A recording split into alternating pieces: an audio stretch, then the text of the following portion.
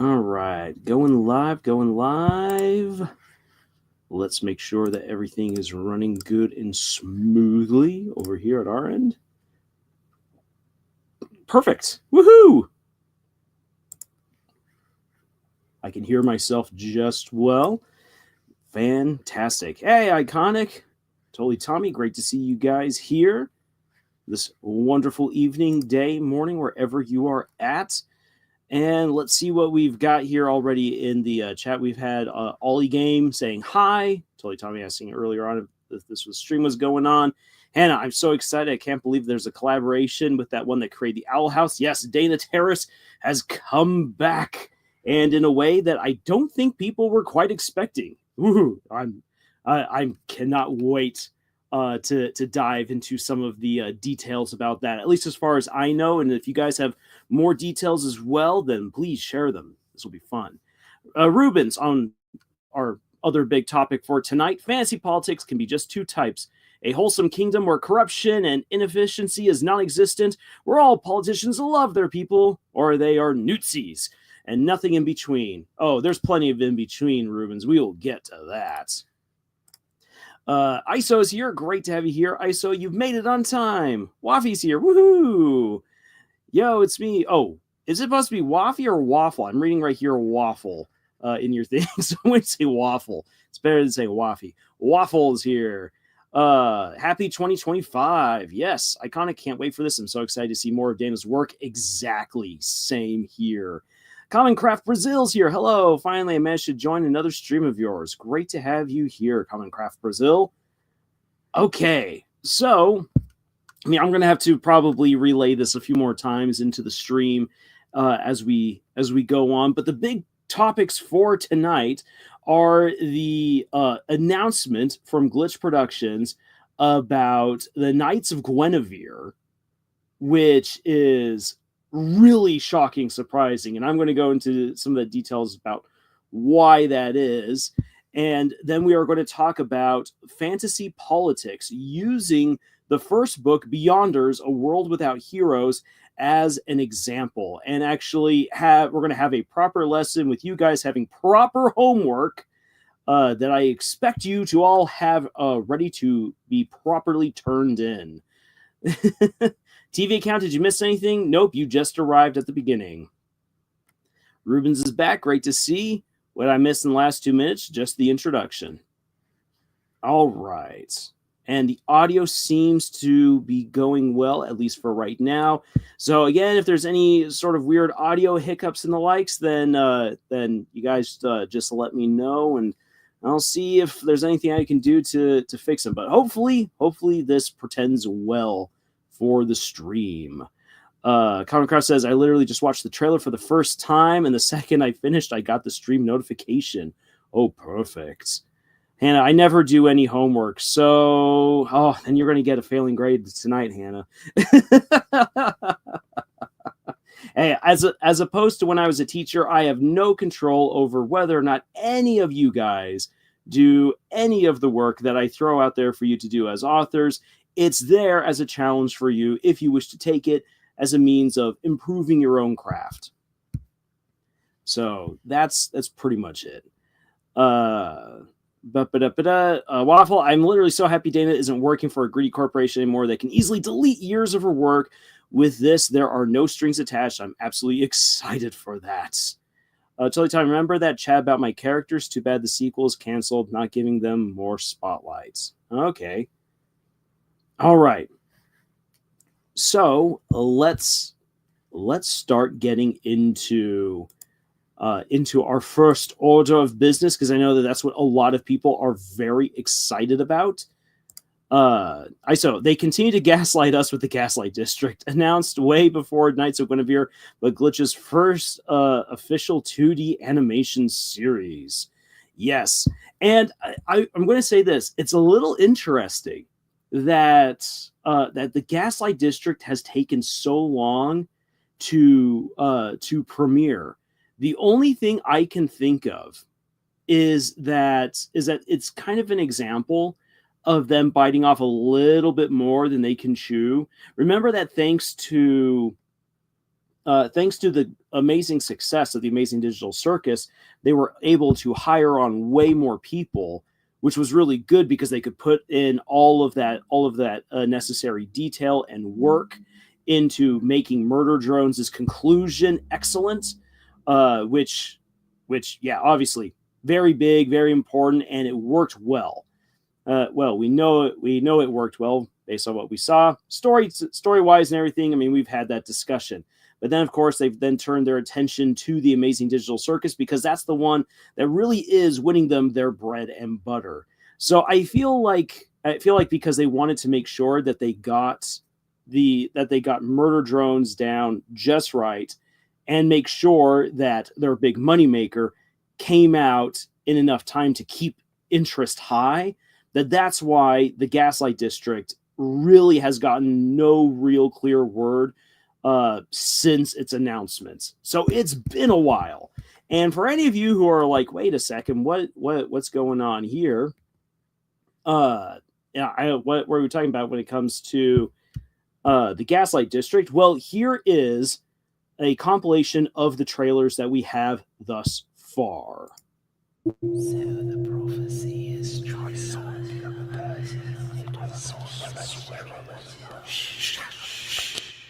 The world as we know it came to an end eons ago.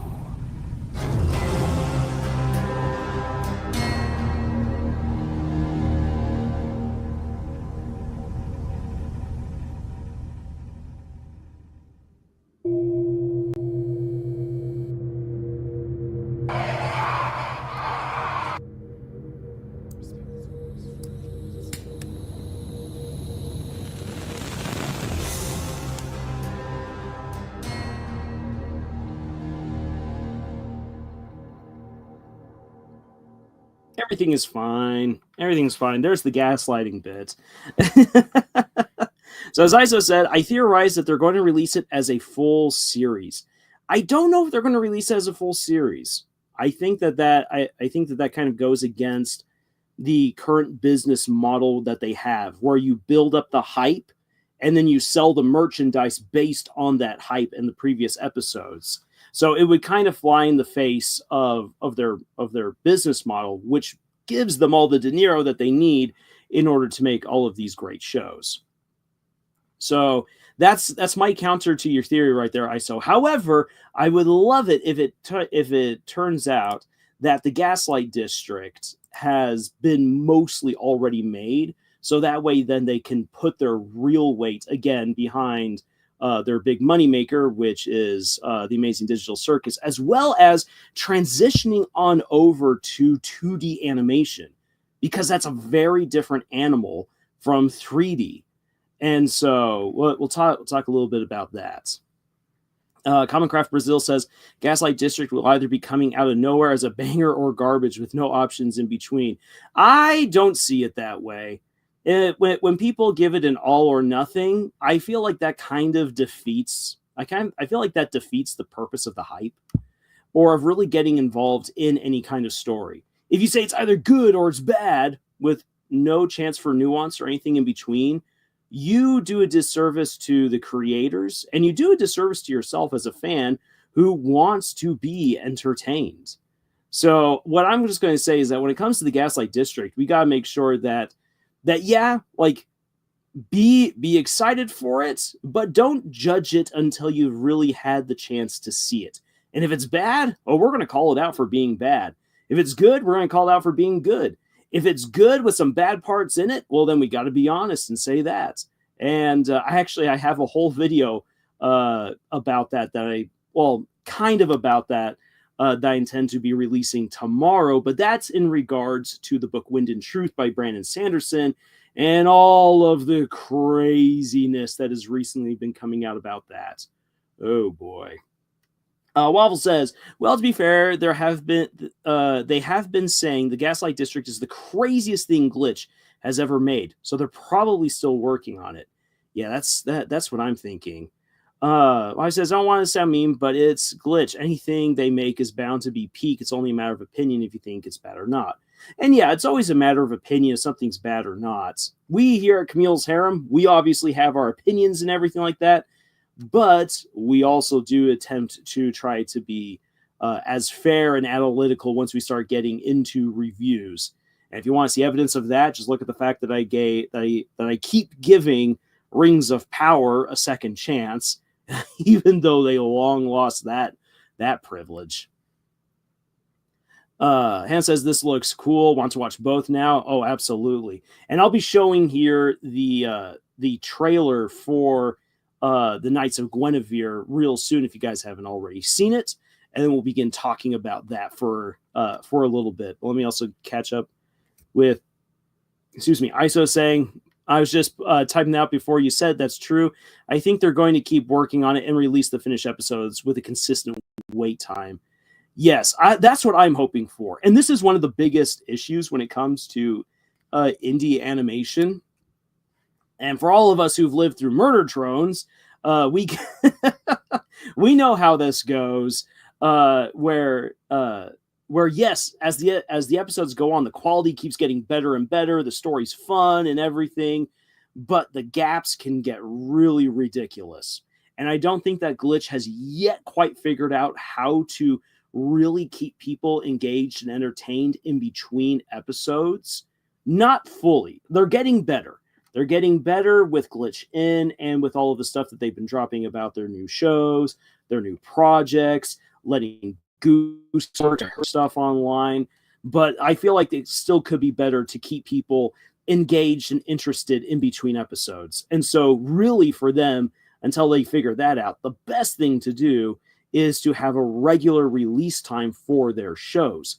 But indie animation does not have the resources available to them that a large production studio has, like Disney or Sony or Warner Brothers, Illumination, Paramount. These companies have large lines of credit. They can continue to hire out new people. If you need new folks, you can just quickly grab them up because there's all these animators out there who want to get hired. And so they have the resources. They can also force people to work overtime as opposed to what Glitch can ask people to do. Glitch can only do so much before they start being seen as slave drivers. And just look to last year with all of the ridiculousness that came from Anime America and her accusations against Glitch. So, yeah, Glitch is still trying to figure this all on out, and the hope is that they manage to have a regular release schedule for the Gaslight District and also for Knights of Gwenevere. However, based on their announcement for Knights of Gwenevere, I'm going to say that it's sporadic because they said hopefully we'll have it out by the end of the year or late 2025, which probably means that the majority of their workforce and their attention is not on Knights of Gwenevere, but still on the Amazing Digital Circus and getting ready for the release of the Gaslight District. So, yeah, that's probably some of the insanity that's playing out behind the scenes there. Ollie Game, great to see you here. Hi. And Roblox has made it. Woohoo! Roblox, you can say all or nothing for every show. Pilot Glitch makes. Plus, it should be based off the first. Plus, it shouldn't be based off just the first episode. All right. And Comcraft says, I was making a joke about the project nobody saw coming, suddenly appearing. Sorry for not being clear. Oh, no worries about it, Colin. Say we all get onto the same page eventually. You talking about giving the Rings of Power second chance reminds me that I'm going to say Seth Zamach talking about the Dwarf Fortress experience while the Wikipedia page about the definition of abuse fades in. Ooh, I feel like that's a comment that elicits some good PTSD right there. Anyway. Waffle, I have a question that's completely unrelated, but what do you think of Murder Drones episode 8? Do you like it? Did you hate it? I'm a little disappointed by it if I'm being completely honest. So, Waffle, my take on episode 8 of Murder Drones is that it did everything that it needed to do other than close out the show. In terms of focusing on Uzi and N, perfect. The fight with Absolute Solver, perfect. Bringing back V, perfect. The problem with Murder Drones episode 8 is that there were so many loose dangling threads in regards to characters like Lizzie, Thad, looking at Khan, and also Uzi's mother. There were and those were characters who I would have liked to have seen more of and actually given them a proper conclusion. There were things that were being teased out, and there were some really dumb, lame jokes that were sprinkled in that didn't need to be in there, that probably shouldn't have been in there. And so that definitely takes away from the overall experience. And so, yeah, there's that. The thing is that as far as like the actual ending goes, and I've gone into great length about this before, so I'm just going to say it really short here, is that the ending was a perfect horror ending. If you've been paying attention to everything that's going on, you realize that really bad stuff is going on and you're not sure what is actually happening. And it's left up to your interpretation to guess if there really is actually a truly happy ending, or if Uzi's living in a simulation, or if Absolute Solver has taken over completely. We just don't know. And so it's left up to your interpretation, but it's a good horror ending. So when it comes to, so episode 8 is just weird because on its own, it's amazing. The fight is incredible, but there is also a big problem with the fight, which I intend to get into in a later video. So you definitely have that going on.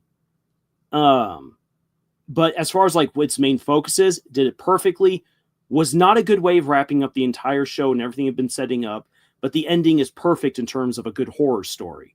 So it's a mixed bag, but it's a mixed bag that I enjoyed. So there you have it.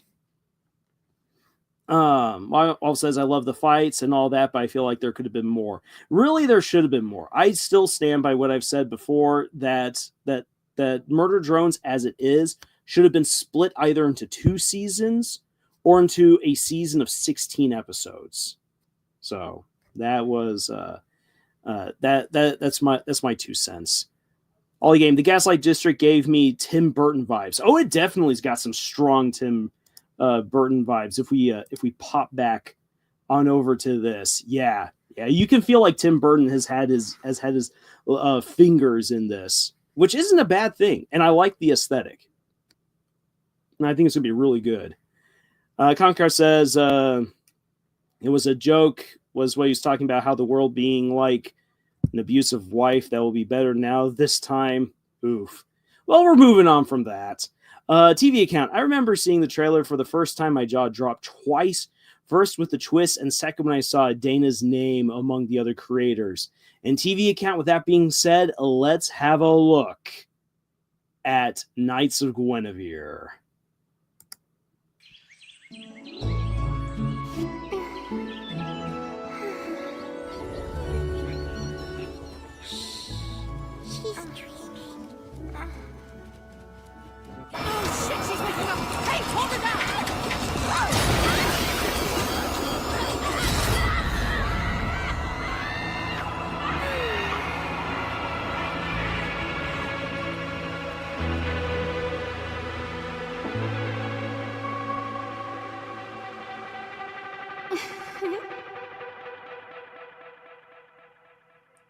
All right, so there you have it. Oh boy. So I had the biggest, most deranged grin on my face while watching this. At first because look at this, it's 2D animation. And Glitch has made a name for itself doing 3D animation. This is a major gear shift for them. And at first I was thinking maybe this is like a parody thing. Like maybe we're going Shrek right here with the way that this looks. Because obviously this can't just be all cutesy. And then boom, then we have this. We have this android-looking person, blue guts going everywhere, clearly not okay. They say that she's waking up. that they are doing something to her. Is this a person? Is this a machine giving person dreams? Who knows? All we know is that this is graphic and awful. And at the moment, it's like, oh, Glitch, you are still living up to your guys' reputation of doing really dark stories. This was great to see. And here I'm just gonna quickly bring this up. 2D animation hits in a way that live action and 3D don't. In large part because we are conditioned to believe that 2D animation is more for kiddies stuff. I mean, put a hands up in the chat if you've been told that 2D animation is just for kids. And when you hear it enough, even though you may not believe that, you've been conditioned to feel and believe that way. And so the moment that a 2D show, which in the back of your head, you've been programmed to believe that this is all for kids, you see this. This is like a gut punch. And it is horrifying. It is beautifully horrifying. And when it pops back to this, and you have this beautiful image right here with the screams going on in the background. And it's horrifying. It works so dang well. This is what animation can do when it's made by adults for adults. Not any of this, hey guys, I'm Peter Griffin, and I'm going to say some mildly offensive jokes. And it just goes on forever like that. No. This right here, in just a few seconds, this is what mature animation was always meant to be like. And then the second gut punch happens with, right after Knights of Gwenevere, boom, Dana freaking Terrace is at the top of the list. She's back, baby. After being put through the mill, being crushed, ground out, and spit out by Disney, having her dream of the Owl House mutilated beyond belief, and being then wrapped up in NDAs where she can't express what happened. She's got to be quiet. We won't hear from Dana what really went on with the Owl House for probably another 8 years, legally speaking, because of Disney's NDAs. And immediately she's coming out with this. This is going to be good. I'm going to catch up with some of the stuff you guys have put here into the chat, and then we are going to talk about really what this means right here, seeing her name along with other people. So let me just quickly pull this on back, and let me then get to some of the stuff you guys have written. Wolf Mage is here. Hi, great to see you here, Wolf Mage. Ollie Game says, I think the show might actually have no bleeped out swears. Oh, I bet it won't. Hannah says, something is very wrong. Oh, yes, it's very wrong indeed. Common Crush says, I hope the Gaslight District will be cool. Oh, I am hoping so too. Common Crush says, I saw the image of the Knights of Gwenevere thumbnail once in an article recommendation never read, so swing it by glitch got me by surprise, and the sudden genre shift got me doubly off guard.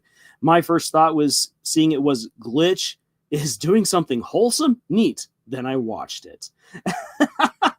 Yep. And then you watch it and you're like, oh, never mind. Totally Tommy says, you're giving me flashbacks. You're giving me flashbacks to me whenever I see 2D animation.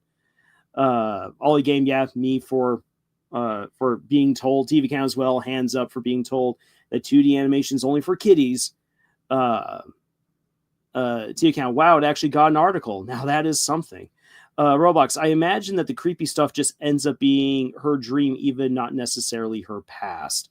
And I think so. I think that we're going to get a lot of this. It's going to be a really, my guess is, just based off of the teaser, is that this is going to be a really interesting back and forth between the horrors of this real world with androids working on people, these horrible experiments, whatever it is that's going on, and then swinging around to what's happening in her mind, where most likely, since this is titled the Knights of Gwenevere, that we are going to probably see that the knights are representations of the things that are actually going on in her real life outside of the dream world. That's my guess. That's just my guess, just pontificating that out there, and we'll see what happens. Shade and Dryge are here. Great to have you guys both here. And Tyler Goodman as well. Justice for Dana, yes. Yes, this is justice time for Dana, most definitely. Concraft says, I never got told that animation was for kids growing up. Learning about the idea as a teenager was weird. Well, you know what? Then you lived the good life right there. Because, yeah, so many people get told that, and it's kind of silly. The Amazing Gamer says, another ex-Disney employee. This is going to be good. Oh, yeah, especially if you know anything about what Dana was actually thinking for the Amazing Digital Circus, for the Owl House originally. She had much darker ideas in mind that Disney absolutely put the clamp on. TV account, you gotta wonder what they could be doing behind the scenes. Oh yeah. Log Game says, so I'm 12 and I might think I have to wait till I'm older to watch that show. Maybe. Say definitely if they're already dropping some PG-13 language, then I think that might be a good call for you, Ollie Game, and there's no shame in that whatsoever. Say if people don't feel comfortable with a particular story, that is absolutely fine. Now then, to come back on around to good old Dana Terrace, I'll then bring this back up again. So for those who don't know, I'm going to try to be as succinct as I possibly can be with what happened to Dana. So Dana worked with Alex Hirsch on Gravity Falls. Gravity Falls was an exception that Disney did not like. They broke a lot of the rules. They pushed so many of the boundaries, and they actually got away with a lot of stuff that they weren't expecting to get away with. And this is in part because Disney, since about, like 2013, 2014, maybe even earlier than that, started stepping away from their television arm and from their animation departments. Sure, they still had some other animated features in the works, but they did not intend to really be they did not intend to focus on animation so much anymore. The big game, the big golden goose, was going to be the Marvel Cinematic Universe. And once they got Star Wars up and running, yes, it was just going to be MCU and Star Wars all the time, every day of the year. No more animation. And so this created a very weird situation for Gravity Falls, where they could basically get away with a ton of stuff, but also they were not meant to succeed. And when Gravity Falls began succeeding, Disney came with the axe and got ready to tear Gravity Falls to pieces, which is weird, but it was doing so dang well that word then came down from the top saying, okay, then, we don't like Gravity Falls, but because it's done so well, and we might then be able to bleed out some new ideas and everything from our workforce, see who's all been working under Alex Hirsch. When he's done, he's done. We don't want that guy anymore. But take from his team, steal from his team all of his talents, and see what they have to offer to us.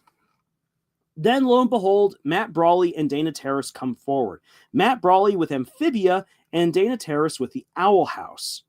Disney took up both options. The Owl House, as opposed to Amphibia, was put through the ringer. And one of the things that we just have to accept, and this is going to make some people upset to hear it, but the only reason why the Owl House was even given the time of day by Disney was because Disney wanted to win social justice warrior brownie points with people online. because Dana Terrace had pitched to them that it was going to be a show that heavily featured LGBTQ plus characters, and that was going to explore all of these different themes of social justice, but from the perspective of a girl who goes to a world of witches.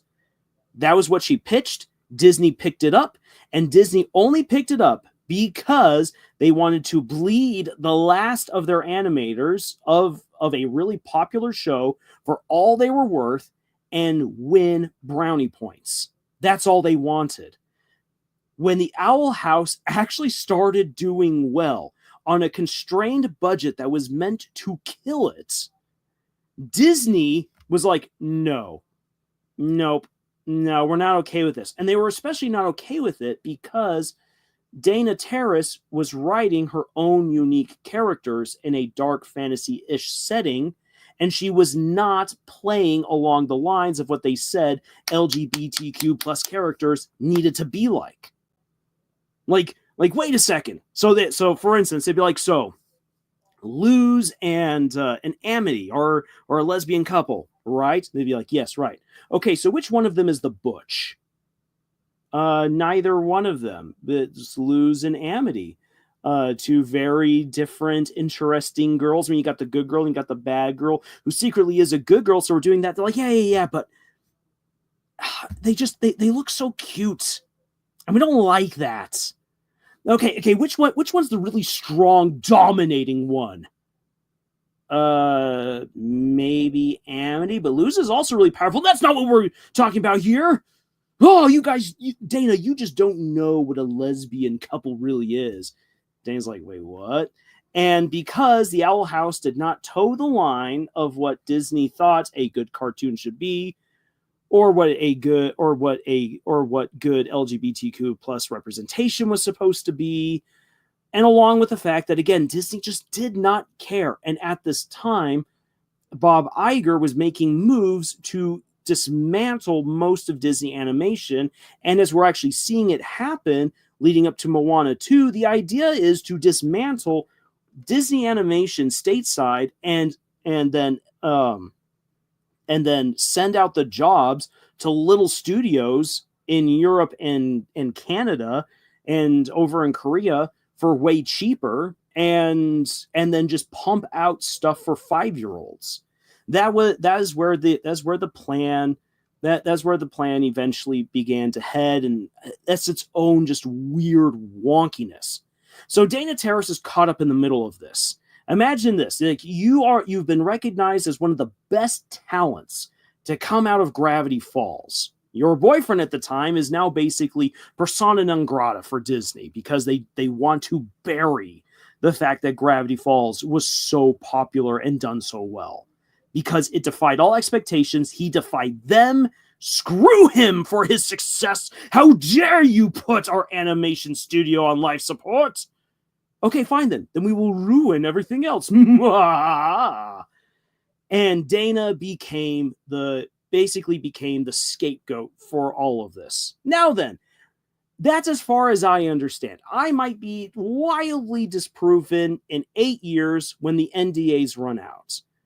But based on context clues that Matt Brawley has dropped because of the shenanigans surrounding Amphibia, I feel pretty confident in my take of that this is what happened. Excuse me. And again, just realize we won't really know the truth for about another 8 years until the NDAs run out. So Dana's caught up in the middle of all of this. And her show was marked for execution.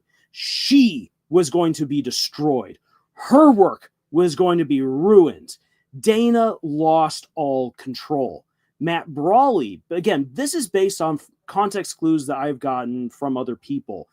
It seems as though Matt Brawley cashed in all of his goodwill that he had garnered with Amphibia to be like, please, don't just axe her show all in one go. You guys had promised her 3 seasons. In fact, actually, when the show was greenlit for seasons 2 and 3, there was actual speculation by Disney employees that behind the scenes she had actually been given 5 seasons. And if you have watched The Owl House, you can watch in real time as season 2 devolves based on announcements. If Dana was only going to get 3 seasons, season 2 started off way too slow. But if she was being given 5 seasons, it was perfect. She was right on cue, right on point for all of the slow buildup of the characters and of the world. All of her character buildup, all of her world building got dropped halfway through season 2. But even before that halfway point, suddenly the pace picked up like crazy. And the reason being was because she was told, you're not getting 5 seasons, you're only getting 3. And she had already began production thinking she was going to get 5. So suddenly, this causes all kinds of extra drama. You have to then start, she had to start winging things in the moment and changing stuff as she went, which wasn't good. You can watch season 2 devolve. And suddenly, season 2 shifts gears and begins talking about cosmic characters and things about the past that was not set up at all. With Bellows and the Collector, it just gets thrown at you, which again was meant to have been a slow burn, but it had to be sped up. And so she was then saying, okay, then I'm speeding through everything. So that way, when we get to season 3 can then basically be seasons 4 and 5 smashed into one. And then Disney gave her the final axe and said, no, it's canceled. It's canceled. You don't get a season 3. Oh! And thanks to, again, Matt Brawley and other people really pulling for her, and Dana herself, I guarantee that she did everything she could on her end to ensure that the Owl House got something. And so Disney said, you get 3 special features. Effectively, you get to make a movie in 3 parts. And that became the Owl House season 3. And for what it is, it's good. However, if you know everything that the Owl House was supposed to have addressed and wrapped up in its 3rd season, it's a travesty. It's a failure. It's a beautiful failure. Oh my gosh. The stuff that's animated is great. The fights are amazing. Some of the reveals are really cool. I love the Collector. I love his relationship with King. Great stuff. But it's all too little, all too late. Oh, it's so painful.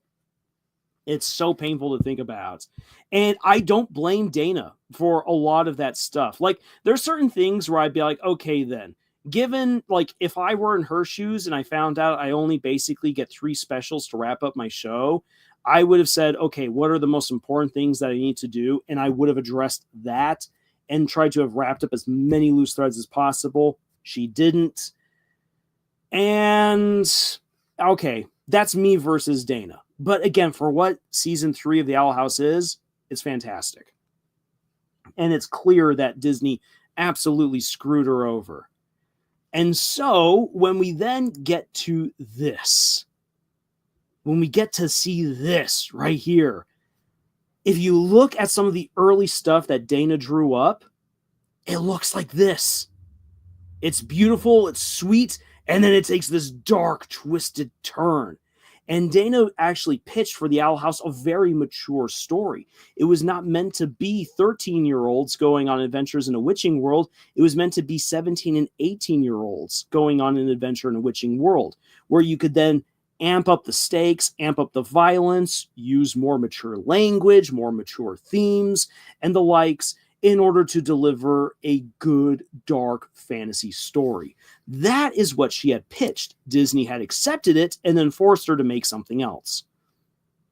And so when I look then at what little's been given to us about Knights of Gwenevere, I see an opportunity for Dana to basically stick it to Disney and say, if you had let me do what I had pitched to you, which was going to be a dark fantasy story from the beginning, that was going to be more mature, I could have delivered something really, really amazing. And now she gets to do it with Glitch Productions, which, as we've learned, thanks to Liam and Gooseworks, gives way more creative freedom to the showrunners in order to do what they want to do. And so looking at Knights of Gwenevere, and right on over here, this is Dana's vision. And I'm really, really excited. But another thing that makes me really excited for this is that it's not just Dana, but that there's 2 others working on the show with her, which I think is very important. Because if we think back to Liam Vickers and Murder Drones, for those of you again who have been with me for all of the talk about Murder Drones, I've brought up how, like, who was editing Liam, who was telling him no or who was telling him yes. Luke and Kevin were like, hey, whatever you want, man, just do it. And that's great. It's great to have creative freedom, but you need pushback. You need people to tell you when an idea doesn't work.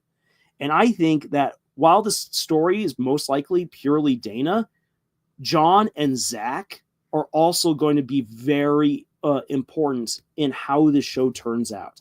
I don't know enough about these 2 guys to really give much commentary on them. However, I am going to be doing some research. I intend to figure out more about these guys, because I think that what we're seeing right here is not just Dana Terrace being allowed to be creative and do what she wants to do, but I think that this is going to be a kind of dream team of animators and storytellers to tell a dark fantasy story.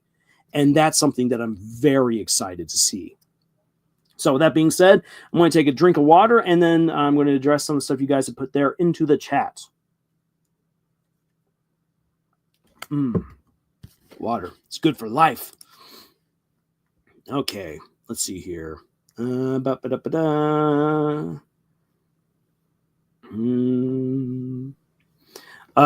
says, what the freak that actually happened? As far as I know, yeah. Which one is the butch? What the F? Yes.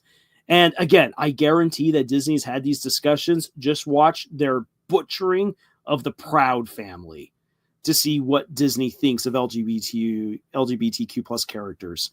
Disney, I like the LGBTQ if they are for the tropes. Yes, exactly.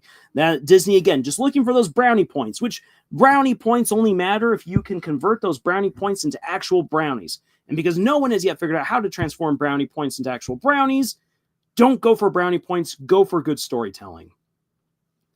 Shay says you need to make videos about the Starbucks. More people need to know. Well, if there's a good story, if there's a fictional story involved in it, then maybe. Concrest says they still reduced season 3 to 3 special episodes, practically a longish movie. Exactly. That was just brutal what they did to them. Excuse me. HD Animation says the Owl House was my obsession before I watched Murder Drones and discovered Glitch. So seeing this is an actual dream come true. And I agree. I think this is great. Like what Glitch has been able to offer to its creators, and then bringing Dana on board. Holy cow, I'm excited. And now I want Matt Brawley to come out of the woodworks and work with them. You know what I feel robbed about? That Olan Rogers did not work directly with Glitch. I'm so disappointed in you, Olan. If Olan had worked together with Glitch to bring about Godspeed, but Glitch can't do everything. They're not a massive company, so I understand if maybe they actually told him no. I don't know if they told Olan no or if Olan just never went to them. I don't know actually what happened behind the scenes, but man, I want Olan Rogers to work together with Glitch. If anything, after Godspeed is done, I want Olan Rogers to come back to Glitch and be like, hey, let's make Lion's Blaze together. Whew, that'd be so good. Shade says, why good ideas always go to church? I'm #1 Disney enemy from now on. Commoncraft, your mock voice representing Disney sounds cartoonishly evil, but I visualize it as fake sympathy. Yes. The Amazing Gamer says we were robbed of seeing the slice of life date lose, took Amity on in motion. Exactly. That would have been part of the final season. Actually, this is what I think. This is Lars's personal theory, because again, it was being floated around that Dana was going to get 5 seasons. I think that season 2 ended up being a combination of seasons 2, 3, and a little bit of 4 here and there. Season 3 was an amalgamation of all the big things she wanted to do for seasons 4 and 5. And if it had been done the way she wanted to, I think Belos was meant to be defeated by the end of season 4. He was not meant to be the end boss. The end boss were the archivists. But the archivists could not be properly developed with the time that she had left. There's so much there in the background. It is clear that the archivists were meant to be huge villains. We never got any of that. Oh, it's so frustrating. Comcraft says, I heard the Boiling Isles were originally meant to be hell. That is correct. TV account. Fun fact, she actually had to fight for those episode specials. Disney wanted to cancel the show outright. Yes, they did. Again, everyone called in every favor they had to make it happen. It's so tragic. Should I recommend all of you not be very excited because sometimes you have no expectations, you'll enjoy the show more. Oh, it's hard to not have expectations. Wolfmate says can't wait. Tyler Goodman, Bob Iger turned every creator into a pyramid and put himself on top while the creator put them on the bottom and threw them out like they were worthless. Yes. That's the way that Bob Iger's been treating them. The man is a man who has built his career on effectively stolen valor, stealing it from creators and directors. The man does not have a creative bone in his body. Interesting. I think I just had a brain fart typing this. It happens. Totally Tommy, I'm still here, by the way, just wondering what to say. Hey, no worries. Comment whenever you feel ready to comment. Ollie Game, but I'm for real. But I am for real. Even like Murder Drones is okay for even if it has you crazy bloodthirsty robots.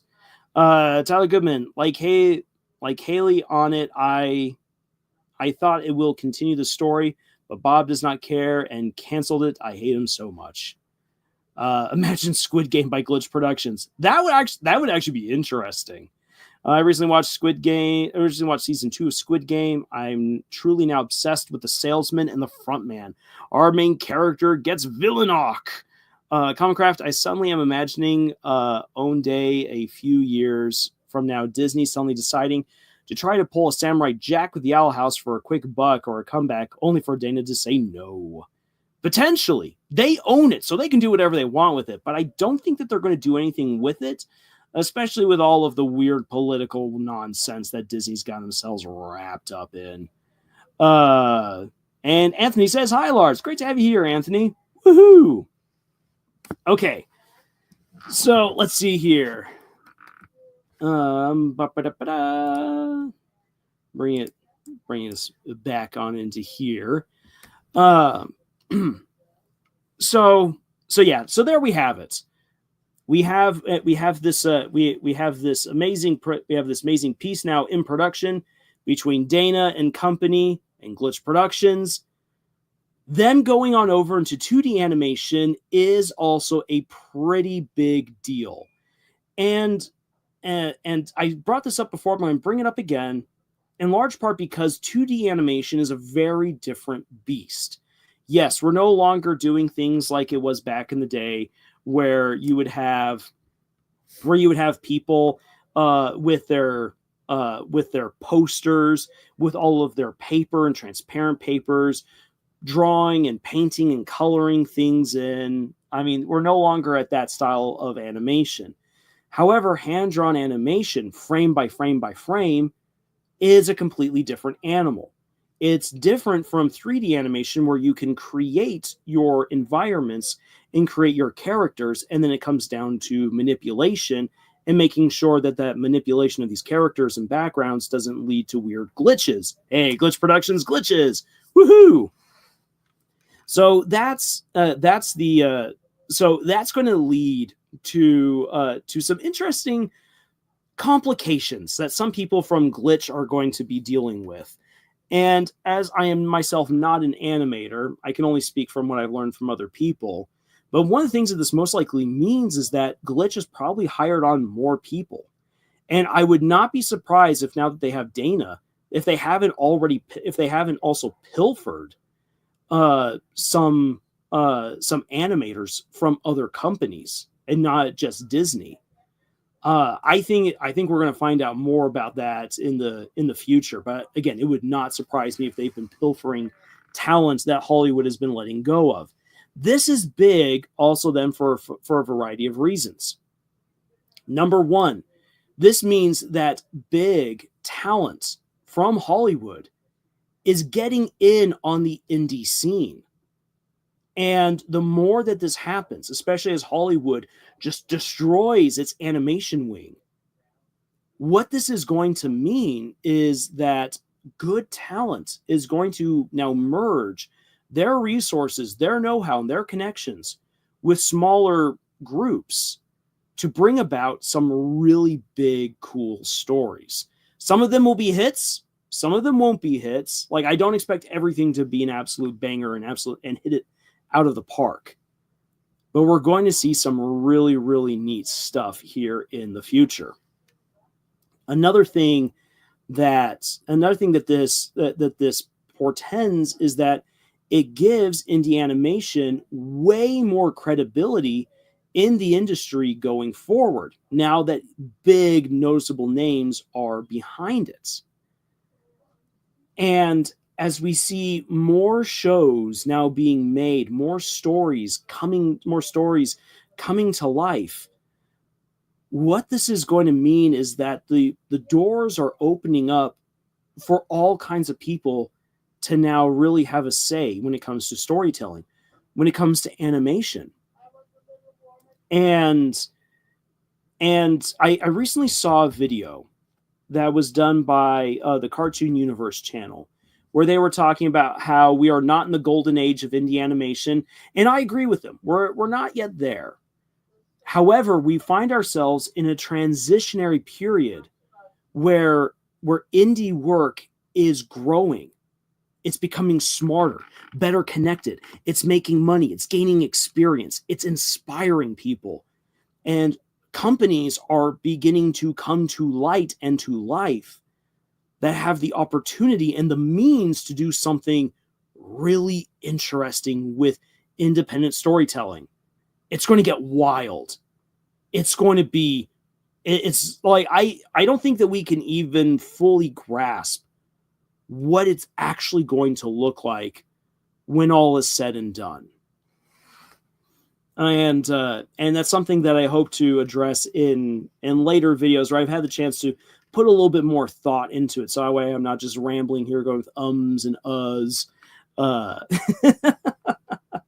But big changes are on the horizon. But something that is staying the same, which I'm very happy to see, is that 2D animation is being given love by multiple studios now. It's not just Spindlehorse and Laxadaisy's Iron Circus, but it is now also Glitch Productions. And this will inspire other people to continue to give 2D animation a chance and keep the art alive. Because 2D animation is something that is unfortunately quickly becoming a dying art within Hollywood. And it shouldn't be, because it's so expressive. It's so amazing. And if I had the time to really like pull together all of my resources for this particular channel, I recently edited together a video that I had taken off of Twitter, where someone had gone through a whole bunch of deleted scenes from various 3D Disney movies and had hand drawn them, and it was amazing. I shared it with some people on my Facebook page, like saying like, hey, because I know some people who are very into 2D animation. My oldest sister Debbie was actually very interested in working for Disney as an animator before she got married and decided that she was going to have kids and explore that for her as her career, being a full-time mom. She really loves 2D animation. She's an amazing artist. And when I showed her that video, she's like, she got teary-eyed because she's like, this is so incredible. 2D animation can capture things in an amazing way that 3D and live action just have not been able to reach just yet. And so And so I feel like we are in to see some interesting and amazing transformations with it within the next 5-6 years, and what Glitch Productions is doing with Dana and making a 2D animated series like this, if it is good, and that's a big if, but I do think that Dana can pull it off. If it is good, this will be a part of that game-changing experience that takes indie animation to a whole new level and opens up all kinds of doors of opportunity for others. So let's see here. Shade says, I saw many artists and writers doing YouTube channels for the world building. I encourage you guys to do it. It helps. Yes, it does. Comcraft says it will be a wild west of experimentation. Oh, yes. We are getting into that wild west right now. Anthony says, I hope indie music artists reach this level as well. I do too. And I honestly think that good storytellers and good production studios like Glitch can bring people on to do that and come to realize their skills and their talents in all new kinds of ways and really help indie music rise as well. Excuse me. Jade says, I feel the economy currently, the world economy, is about the kid crazy probably would not get the golden age. I'm sorry, Shade. I think we're missing something right there. Yes, we're not yet in the golden age. And yes, there are other things outside of the creative realm, such as the global economy, that could cause some hiccups. We'll have to see what happens. But the opportunity is indeed there. Totally Tommy says, you talk about Glitch a lot. Ah, yes, listening to 2 hours of you talking about the amazing digital circus while I play Minecraft and die from fall damage. Concraft, there is a point where special effects in live action are so much that making an animation would have been easier. 2D can be just so expressive without losing verisimilitude. There we go. Verisimilitude. Exactly. No, I 100% agree with you there, Commoncraft. Shay says, I'm talking about the world economy. It's about to get crazy. We're not getting the golden age properly. No, not immediately. And yes, with the way that things are playing out on a global scale, we're going to see some interesting things playing out. Again, tonight, when we start talking about politics, we're only interested here in fantasy politics. But you do have to keep in mind that how the economy affects people will also affect studios and individuals and buyers. Glitch Production has been able to fund so much of their projects based on the sale of merchandise. They themselves have told us this. And they have sold tons.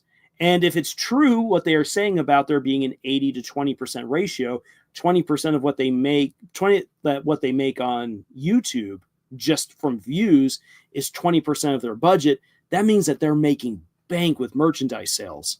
But if the economy or the global economy in general just takes a tank, ends up tanking for whatever reason, then that makes it harder for people to support indie animation through merchandise sales. So that's something for people to keep in mind, but we're not yet there. But it is something for people to think about. Don't just take it as a foregone conclusion that indie animation is going to sweep the field and make everything better, because it's far more nuanced and complicated than that. And that's actually something that I've been preparing to do some videos about, as I've been asked to do a video about Hollywood versus indie versus Japanese anime.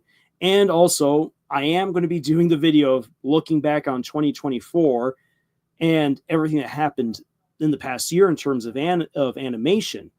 And I know I'm late on that video, but I'm actually kind of happy that I am late about it, because I've had the chance, as I've been prepping for this video, to come across other people's works and their insights, information that I didn't know, and even people who made videos making fun of stuff that I've said in the past, which is kind of neat. When people begin making fun of you online because of what you're saying, you know you've made it. Either you've been a really horrible person or you're speaking truth to power. One way or the other.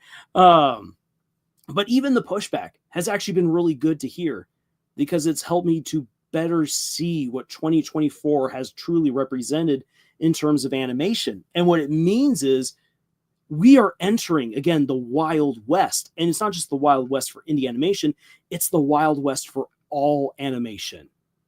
As the Japanese juggernaut of anime has finally gone truly global, there's now the pushback as other countries now have the chance to have their say, from Korea to France to America to Spain to Canada. All of them are now having their say. But the interesting thing is that while amazing productions are being made, stuff like The Wild Robot and Inside Out 2, most of Hollywood is stepping back to only make animated projects for 5-year-olds. And so indie animation is now swooping on in to create animations for teenagers and young adults, which is a wide audience spectrum, and one that Hollywood believes cannot be tapped. And it's fascinating. And in fact, actually, according to Kevin and Luke, Hollywood executives have called them in their little bunker and are all like, how are you guys doing this? Because Hollywood believes that young people cannot be reached and that they will never spend money on their products. And so we are entering truly a weird Wild West situation where Hollywood has to get better. And they've made some amazing stuff, but at the same time, they're making horrible decisions. Indie animation's on the rise, and the juggernaut of anime is there as well. It's a crazy standoff between all these different studios, countries, styles, ideologies, and stories. It is truly an amazing time to be a consumer of the arts and of great stories. It's also a great time to be a creator, to be an animator, but it's also now one of the hardest times because when you have this crazy standoff, there's going to be casualties. There's going to be stories that just crash and burn from indie to Hollywood to anime to everything in between. Welcome to the Wild, Wild West. And the rest of this decade, I believe, will be the transformative period that brings indie animation towards its golden age. As we have right here, Concrete says there's also the possibility of the golden age of animation coming to pass and only being noticed 10 to 20 years after it has ended and people look back on it. Exactly. I think that we're going to see a true transformation into a silver age or golden age in the 2030s. And what we want, and that people won't really realize just what this decade has done until after the fact. We're living in it, and we're speculating right now. Who knows where it's really going to go? But I think that all the signs are right now trending towards really, really good. So I'll just have to see. Amazing Gamer says, so I listened back to the full stream of writing character profiles, as well as getting advice from my older brother, who used to write lots in university, and I managed to find my footing in the end. Congratulations, Amazing Gamer. I'm so glad that you managed to find your footing for creating your own characters. And I hope that it's going really well for you. Janice Marie Audio is here. Hi, what did I miss? Oh, you've missed about an hour's worth of gushing about the upcoming Knights of Gwenevere, also talking a little about the Gaslight District, talking about indie animation in general, Dana Terrace, Disney being awful, murder drones. It's been all over the place. It's been kind of crazy. Yeah. But it is what it is. And Jess, if you haven't yet seen it, this is the gorgeous trailer for this is right here is the gorgeous trailer for Knights of Gwenevere in all its beauty and horror.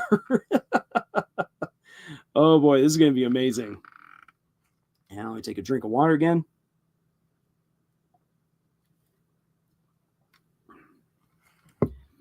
Commoncraft says, I heard once the theory that Hollywood gave up on animation for teenagers and adults because anime swept it and filled that space way too early. I doubt the golden age of comics was known as the golden age while it was happening. Exactly. Yeah, you don't really know it's the golden age until it's either come to an end or when you look back on it. And really what people call the golden age of comics, I don't personally agree with, but that's just me. Now, let's see here. Jan says, of all things I was expecting to happen in 2025, a new Dana Terrace show was not on my bingo card. Yeah, same for me. I thought that Dana was going to bow out. If she was going to get anything, she was going to get something like some bottom feeder stuff that Netflix fed her, working with other people who are actually in charge. No, this is amazing. And I feel like this will kind of be like her soft revenge against Disney. Again, hey, let me show you what I can actually do with my own story when I'm given creative freedom. Gerard says, off topic, but I recommend watching or listening to a fan-made pilot for a season 2 of Murder Drones by Professor Sir. All right, well, thank you for the recommendation, Gerard.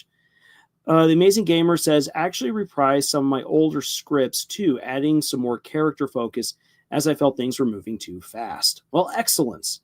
Say you are learning, and that's what we like to see.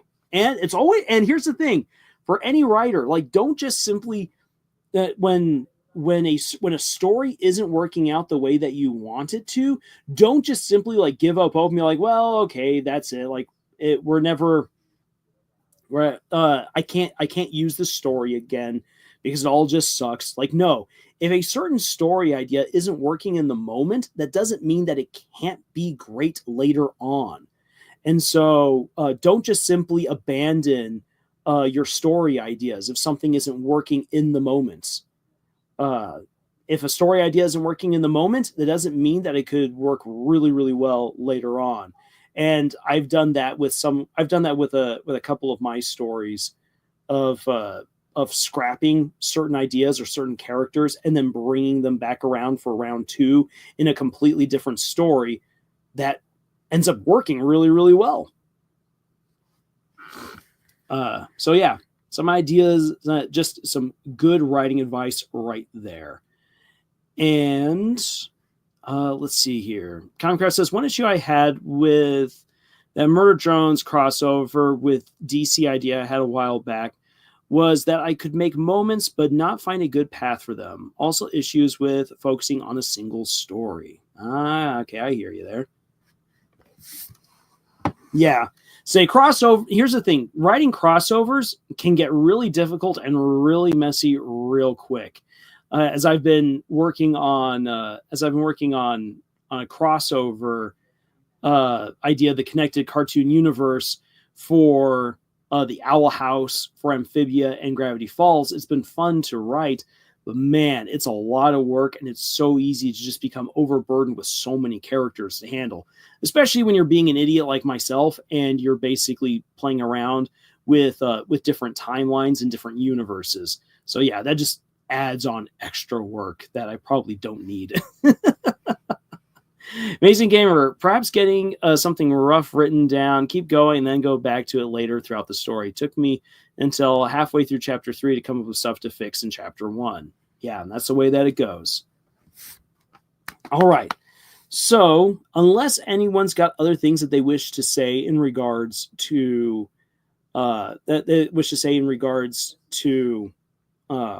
Knights of Gwenevere, then I'm thinking that I want to start shifting gears on over to our second topic of the night, which is going to be fantasy politics, and specifically looking at the story of Beyonders, A World Without Heroes, and looking at how that story handles fantasy politics and see what you can learn from it.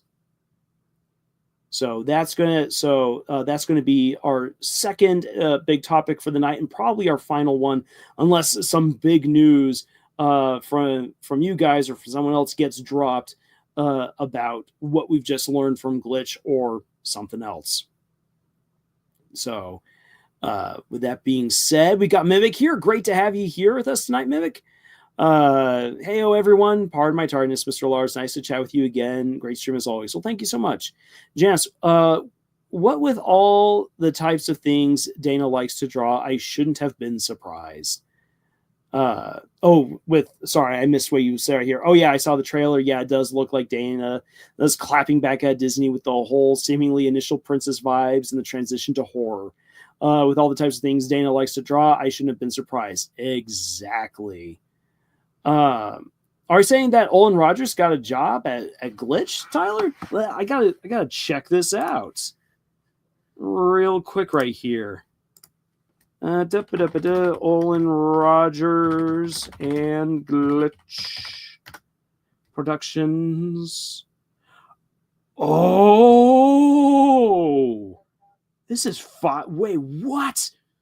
What? Oh my gosh. What? Oh my gosh. Tyler, thank you for giving me that incredible news. What? Oh my gosh. What is he going to do? Oh my gosh. I'm hoping that he gets to do Lions Blaze. Holy cow. Holy cow. Oh wow. Okay, so iconic. So who's Olan Rogers? Let me pull up here on YouTube, and now I'm going to share with you guys the screen. So let's see here. Let's do Olan Rogers. Just story with the owl. Okay, and then TV account. Yeah, then we can also have a look at the article. I'll take a chance to go and look that up. Please. So we'll have a look at the article. But first, let me show you guys. Yeah, I'm Omega's correct. He's the guy behind Final Space. He's not one of the OG YouTubers, but he's one of the YouTubers who made the transition from doing silly stuff online to then becoming a Hollywood creator and executive. And it was kind of like the Cinderella story. Everyone loved it. And then he got absolutely screwed over. It was so bad and so sad to watch go down. And I've just been feeling horrible for Olan Rogers ever since. And so being able to now see him having a chance to work again on another project, this is amazing. Okay, so let me for those of you who don't know and who don't know OG Olan Rogers, allow me to illuminate you. I'm going to share my screen. Unfortunately, by sharing the screen, it probably means you guys won't be able to actually that you guys won't actually be able to hear him. You'll at least have the chance to see him and definitely check him out. So we're gonna get the eternal loop right here. So here we've got Olan Rogers. I highly recommend, if you don't know who this guy is, check out Echoes Through the Wall. This is a great introduction to him. And and then you can also then check out his Final Space pilot. You can't see Final Space because it's been written off for a tax break. It's been canned. You can still watch the original pilot concept done by him and his buddies.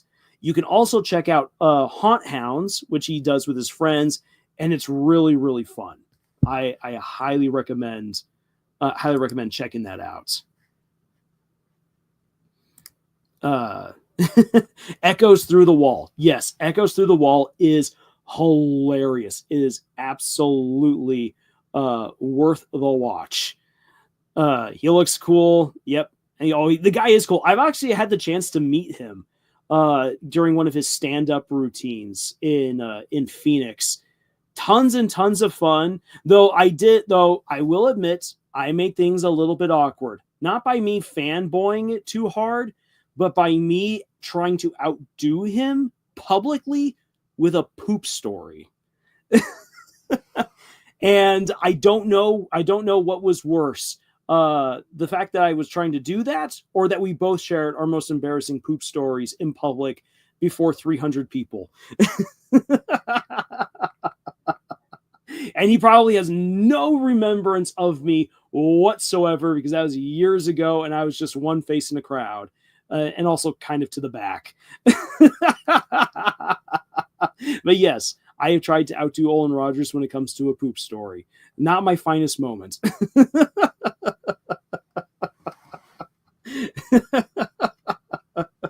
So, but yeah, so with Olan Rogers working for Glitch now, that sounds absolutely amazing, and I'm excited to see what form that takes. Is he going to be working on his own project, which I would love to see because he's an amazing creative, or is this going to be an instance where he serves as because he's been hired on as a producer? So does this mean that he's going to be effectively there as kind of more of a consultant, because he has already worked on numerous shows and he's got a very long resume as a creator? That could be the case, or he could be doing his own story. We'll find out in time. So with that being said, let me quickly, for TV account's sake, we're going to try to figure out about this article for Knights of Gwenevere. Let's see here. Okay, so Animation Magazine has an article, and we will pull this right on up. So again, why not both? Oh yeah, if he does both, that'd be awesome.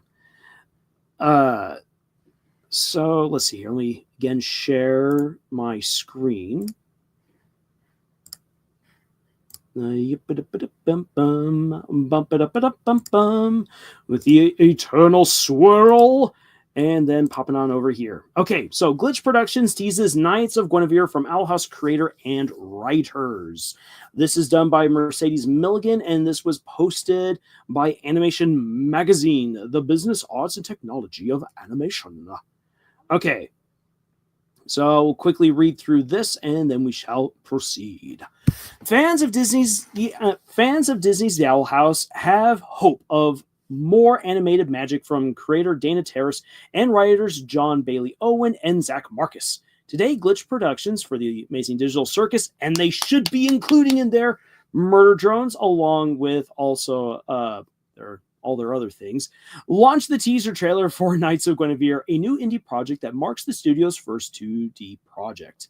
The show is described as indie animated sci-fi psychological thriller, and the teaser opens on a fairy tale scene of a blue-haired princess napping in a forest clearing, surrounded by animal friends. Suddenly, we cut to an alarms blaring situation in a red-lit room where an android struggles on a bed of a machine, and a panicked voice shouts, "Ah, crap, she's waking up."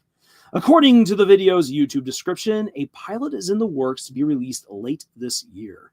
Terrace, an SVA graduate, is best known for creating the critically acclaimed Disney Channel animated series The Owl House, which ran for 3 seasons from 2020 to 2023. The show was a fan favorite and earned praise for its LGBTQ plus representation. It won the Peabody Award for Children's and Youth Programming in 2021 and earned nominations for the Daytime Emmys, Annie Awards, and GLAAD Media Awards. Prior to launching The Owl House, Terrace worked as a storyboard artist on Gravity Falls, Rapunzel's Tangled Adventure, which is an amazing show and should be watched if you haven't already seen it, and The Mitchells vs. the Machines, which is a great movie. So Dana's got she's got great background. It's just that Disney screwed her over. Knights of Guinevere is co-created by Terrace Owen, story editor, writer, co-producer on The Owl House, writer for Future Worm and Clarence. Wow, that guy's got some stuff under his belt. And Marcus, staff writer on The Owl House, writer storyboard on Star versus the Forces of Evil. Oh, Marcus. Okay, I'm already going to, might sound a little bit prejudicial, but Marcus, you better not pull another dumb Star and Marco's little spin-off where all of the ships then just crash and burn, without any explanation and no good character buildup. In fact, actually sabotaging several characters because, hey, that's what the fans want. I don't want to see any of that, Marcus. Honestly, though, I'm going to give Marcus the benefit of the doubt. I think that came down more to the showrunner really screwing around with people and not paying attention to what characters needed, and instead putting her favorite ship of Star and Marcos ahead of everything else that she had done. If you want Star and Marco, not Marcos, if you want Star and Marco to get together, Star and Marco need to get together naturally, not be smushed together, especially after Marco got together with Kelly, and that was a fantastic relationship. I was so looking forward to more character development for Kelly. They were both in the right place to be in a relationship together. I'll be honest, Marco and Kelly slightly inspired one of the relationships that I've written for one of my own books. So I was really excited, and then it didn't go anywhere. They broke up off screen, which was stupid. In fact, actually, I knew people who dropped the show because of how Kelly was mistreated as a character within the story. So, yeah, don't put shipping ahead of good character developments. All right, I'm going to stop the sharing right there. And let's see here. Bring that back. Amazing Gamer, but we have Starco, so everything's okay. Just ignore the screams. No, none of that. Not again. Oh, man. Oh, the way that Star versus the Forces of Evil ended is just, that still leaves a bad taste in my mouth. Janice, my question is, will Knights of Gwenevere be a miniseries or a multiple season show? My guess, Janice, is that it's going to be a miniseries. Just based off of the fact, well, actually, they have done multiple seasons for other shows, but they haven't done that for The Amazing Digital Circus or Murder Drones. And chances are that the Gaslight District is also going to be a miniseries. So I don't expect that we're going to get multiple seasons of Knights of Guinevere. But that's just my guess. The Tangled series is so good and is not talked about enough. It absolutely isn't. And it's so good. My youngest sister just recently introduced her daughter to Tangled the Animated Series. And she's like, oh, I'm loving this. I'm like, yeah. Me and another one of my sisters, we watched it basically together and like would spend hours talking about the show and what we liked and so forth. It's really good. Commoncraft says, I really hope Glitch eventually makes a multi-season show. They have done it before, but it'd be nice for them to do that with one of like their really big ones. And maybe we'll get to see that with Knights of Guinevere or with the Gaslight District. I would like to see them really tackle truly long form storytelling. Tyler Goodman says, I bet Phil Lord and Christopher Miller will make an indie project. Oh yeah, they probably will. They've been going through so much weirdness at Hollywood, and they've been also given a lot of flack recently for how animators have been treated, which may or may not be their own fault. I'm not exactly sure on that. But one thing that I do know is that yeah, they are going to want to do their own. They're going to probably want to do their own thing without Hollywood breathing down their necks. Concraft says Star versus the Forces of Evil. That ending, man. Oh yeah, that ending was bad. Then Shade says, also do not forget the crazy people. I think they know how to make a good thing, but they want everybody else. Janice, wasn't seasons 3 and 4 of Star kind of flown by the seat of their pants because they revealed recently that they only thought through the first 2 seasons? Oh, I can absolutely believe that. It's very clear watching Star versus the Force of Evil that they had no real clue where they were going with that show. Oh, it's so disappointing. So disappointing. And I first started watching Star versus the Forces of Evil when I was in graduate school. I had to pull an all-nighter one night, and one of the things I did to keep me awake in between when I was writing certain parts of an essay was that I would just quickly check to see what was on YouTube, and I saw clips of Wander Over Yonder and Star versus the Forces of Evil, and by the time that the sun rose on the next day, I was hooked on both shows.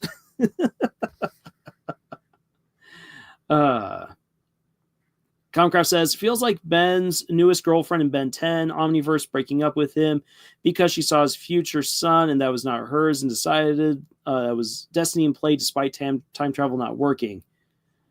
Man, that's a lot to take in.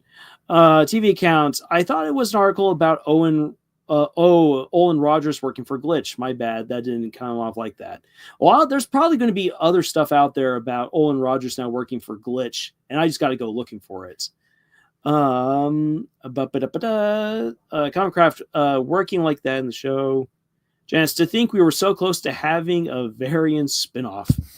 Drudge, I might have to leave now. See you next stream. Hey, Drudge, thank you so much for being here. It's always great to have you around. Janice, also unpopular opinion or not, Toffee should have been the series' main antagonist. Amen. Toffee was the best antagonist of the whole series. He should have been the main antagonist throughout. Offing him in one go when the guy finally came back was stupid. There is no other way of describing that. So Shade says, I know it's an unpopular opinion, but I must say it. Gwenevere is the worst character in Arthurian legend, no matter what, from the old one's version of the story in different countries or even games and anime. So I don't think that that's actually necessarily a bad take, Shade, because Gwenevere is often not treated very well within the Arthurian legends. The best that she gets is the OG legend where she's just the wife, and there's almost nothing talked about her in that case. In fact, actually, where we get like the version of Guinevere that most people know about is a fan fiction version of Guinevere created by a French author who wanted to have his French OC take away Arthur's wife. Yes, that's the way that it goes. And so it's kind of sad because that actually paints Guinevere in the absolute worst light possible, when really she was just a little side character who was the wife of the once and future king, King Arthur. So, anyways. All right. Taking a good drink of water right there. And let's start shifting gears on over to our next big topic of the evening, which is fantasy politics. Just the fact that there were so many theories and fan art about how Toffee knew Moon Butterfly, honestly, was subscribed to the whole Moon X Toffee thing. Hey, and I'm just going to say this, Mooring Mark, the artist Mooring Mark, basically gave Star versus the Forces of Evil true life. That man came up with so many amazing ideas that kept that story alive. He's the real MVP. Mimic, this trailer is beautiful and gorgeous. This animation is top-notch and pretty. Definitely getting Snow White vibes, obviously, but also sort of reminds me of an anime called Ojamajo Doremi. I don't know that one. Thanks for bringing it up, though. Common Crop. Then again, according to what I saw in Overly Sarcastic Productions, the Arthurian legend was just a list of events and battles that may or may not have happened, and not even Knights of the Round Table. Yes. Yeah, say the Arthurian legend is way more complicated and weird than we oftentimes give it credit for. And definitely Overly Sarcastic Productions did a phenomenal job of bringing a lot of that to life. Jen says, I still don't understand how Mooring Mark can post a new comic daily for any fandom. That man is a monster. He absolutely is. Amazing Gamer says, yay, finished writing a war hardens the heart, etc. scene. Gotta love giving characters suppression as long as it's, for plot relevant reasons. Scooty Booty is here. Hey, yo, Ojamajo Doremi is a fun one. Well, Scott, you're gonna have to help me learn more about that down the road. But let us begin. So for the rest of this live stream, I am going to be going teacher mode. Gotta put on my cap.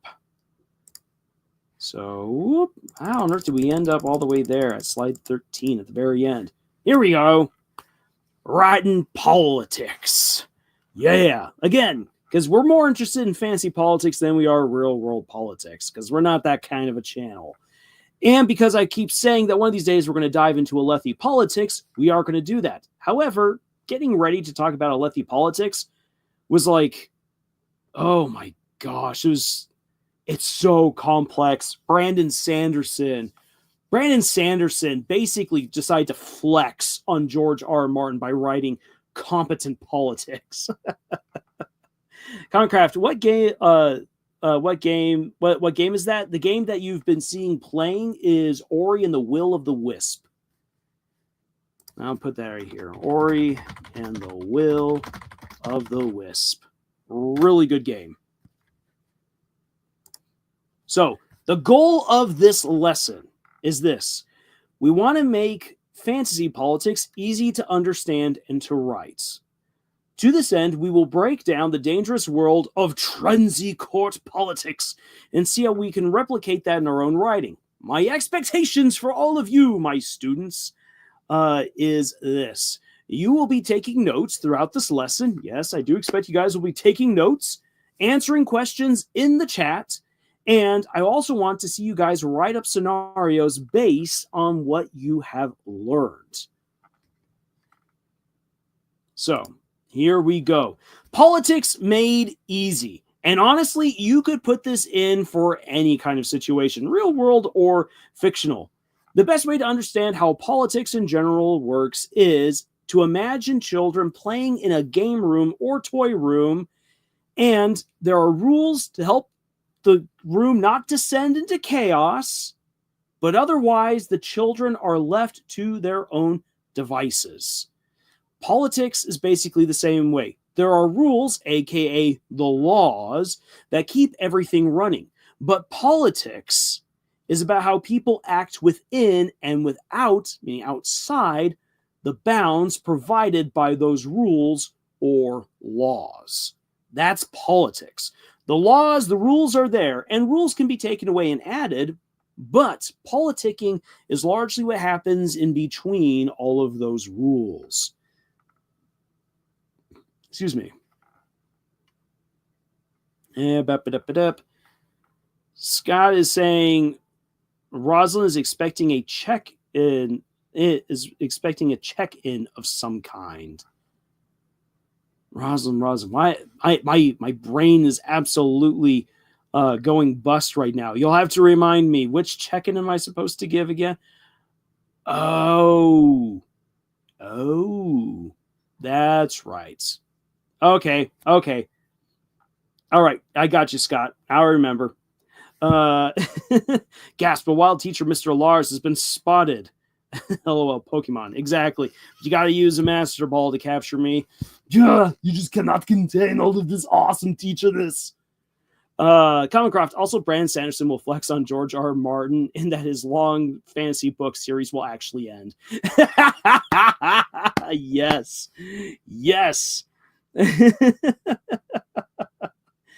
Shay, we need to talk about Star versus the Forces of Evil. Maybe later, but not at the moment. We're going to be talking about the lesson. Hey, there's no cops in the forest. You know what, kids? Everything's legal when there's no cops around. There's no cops in the forest. We take this to our graves. All right. So, some important things to note for all of you guys when it comes to writing politics, fantasy politics. Number one, you do not need to craft an entire government code of law. You do not need to write thousands of books worth of law. You absolutely do not. In fact, don't. Please don't. Instead, you only need to focus on the laws that are pertinent to your story. You do not need multiple political parties filled out with every member and their extensive pedigrees. Please Don't do that. George R. R. Martin tried to make himself look really impressive by having all of these noble houses with all of their lineages and their coat of arms and their special sayings. But the thing is that once you actually start getting into their quote-unquote politicking, it becomes really bad, really silly, really fast, and makes no sense. You do not need to engage in long-winded discussions of laws, economics, and machinations within your stories, unless you absolutely want to. But you do not need to do that. And in fact, I would normally not encourage that unless your story is about lawyers trying to navigate their way out of a library that's trying to murder them. And the only way to do that is by finding the right law book and then arguing against a monster that's trying to kill them. Otherwise, you probably don't want to do that. I think the closest I've ever seen to, I can't say ever, most recently, the closest I've seen to anyone try to do this and somewhat get away with it was in the final arc of Jujutsu Kaisen, when there is a full-on magical law scene, courtroom scene, that is all about whether or not someone's going to get killed magically. And their magical powers are exemplified and are utilized by their speech and their knowledge of the law. It's something else. Now then, what you must do, this is a must, you must make the laws that you do write and share within your story simple enough for the reader to understand. Laws are complicated, yes, but their application and the way that we present them are always simplified so people get it. If you don't do that, you will lose people really, really fast. Make your laws easy and simple for the reader to understand. However, you can get deceptively nuanced and tricky with how that law is interpreted or with how that law is put into action. In fact, I would encourage that. But that comes down to the writing and everything. Next thing is this. You must demonstrate the rewards and consequences for following and breaking the laws that you've established. If there's a law in the books that you should not jaywalk across the street, then you should show someone jaywalking at some point and getting punished for it. Or you can then show how people are rewarded or are safe because they're not jaywalking. Like, I know it's a really simple, dumb little example, but that's the point. And so if you bring up laws within your story, you need to show what happens if they get broken, and you also show what happens when they get followed. If you don't do that, then why are you talking about laws when you could be talking about amazing characters doing amazing things? That's kind of the point there. All right, let me quickly catch up with what you guys said. Scott says, to be fair, actually being able to write a good ending is the best writing flex. Amen. Scott says, Hammurabi Code, Isekai story, here we come. Yeah. Comcraft, does that include the laws that make no sense due to weird situations of the past? Can those work in the plot? They can if you come up with a reason for it to, if you find a reason for it to exist. However, it can easily come off as a bit of a leg pull rather than as something interesting and creative. A good example of this would be, at least in my experience, from the book Words of Radiance, when you have Adolin, who is trying to beat all of these different people in high stake duels and take away their magical weapons and armor, which is legal. It's legally a thing, but people don't want to be a part of it, and it's all part of a grander political scheme that's in the second book. You find out, even though it was not talked about earlier, that in this big high-stakes duel where Adolin goes off against 4 other guys, so he's outnumbered 4-1, that he is allowed to have 2 other people join in the fight, so long as he is at a disadvantage. That was never discussed earlier in the book. It's only revealed right when the fight is happening, and it works. It works because you're like, okay, whoo, so Adolin has a way of escaping, and there's still some drama involved, but it does feel like it's coming out of nowhere. Like, Brandon Sanderson's like, oh, let me now justify a reason for Kaladin getting involved in the fight. So can you include laws that make no sense due to weird situations of the past? You can, or you can reveal details that people didn't really think about much earlier on. But again, it might come off as a little bit forced. So something to keep in mind. Mimic, these fantasy politics might be one of the only politics I actually like and prefer, frankly. Same here, Mimic. TV count, I don't think they don't like seasons, but more, talking about Shade's question about why Glitch doesn't like seasons. TV count says, I don't think they don't like seasons, but more like they can't afford seasons, but they must have earned a lot making Meta Runner. Here's the thing, Shade and TV account, the reason for one season of Murder Drones and one season of The Amazing Digital Circus is not because Glitch doesn't like them. In fact, they would love to have long form stories that make them tons of money. Liam pitched one season. Gooseworks pitched one season. And because Glitch Productions gives them full creative control, that is all they will deliver. That's the reason.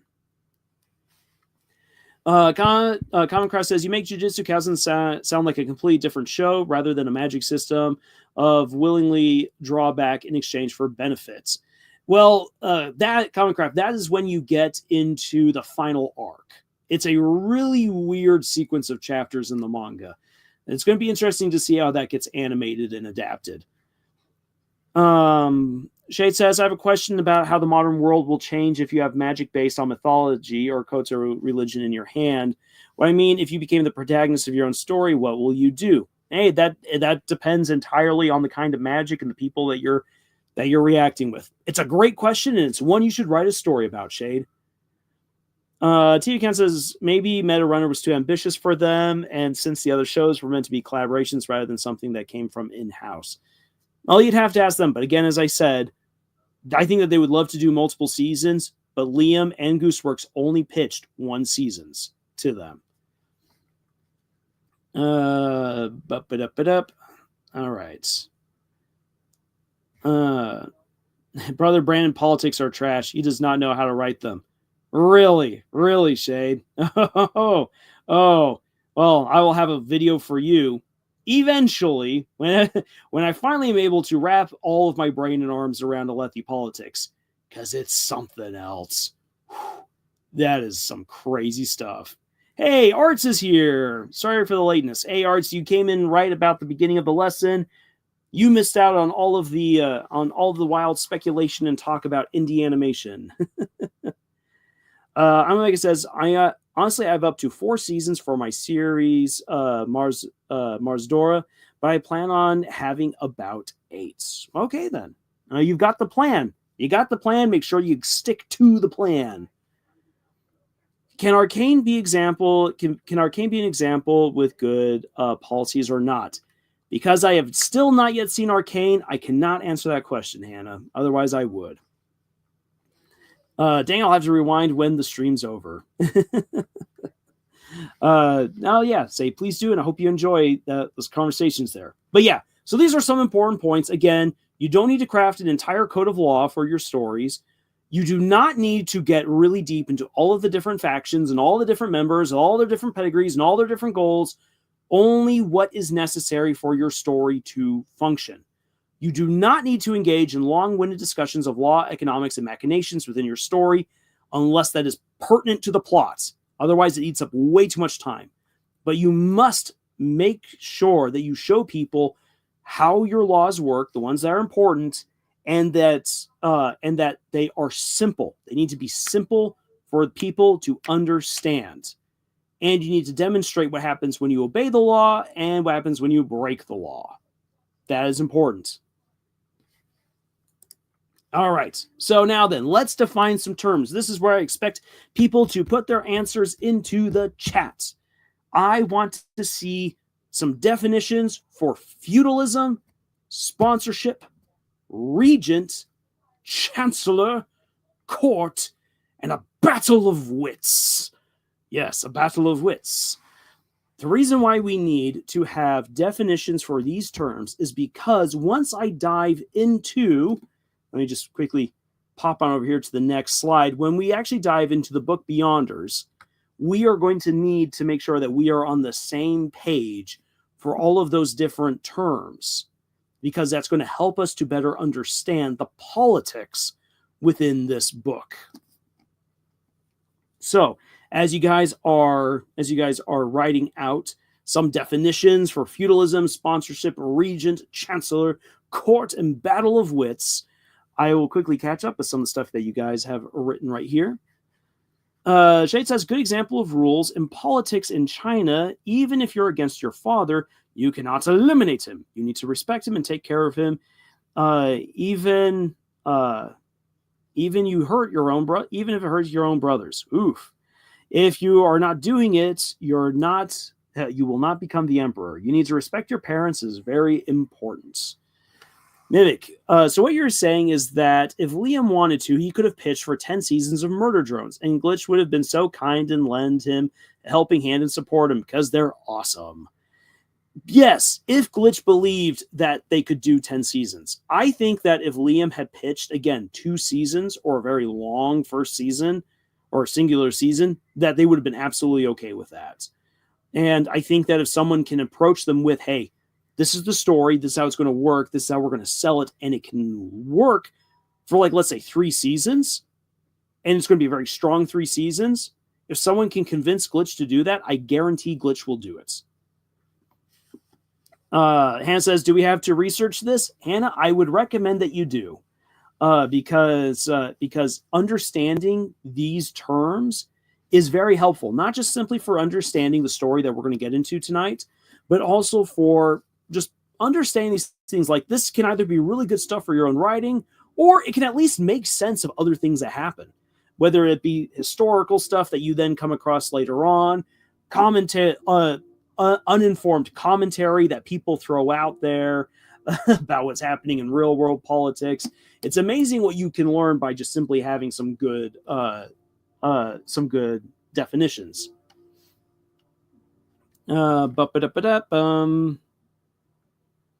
So let's see here. Art says, feudalism represented a system between lords and vassals.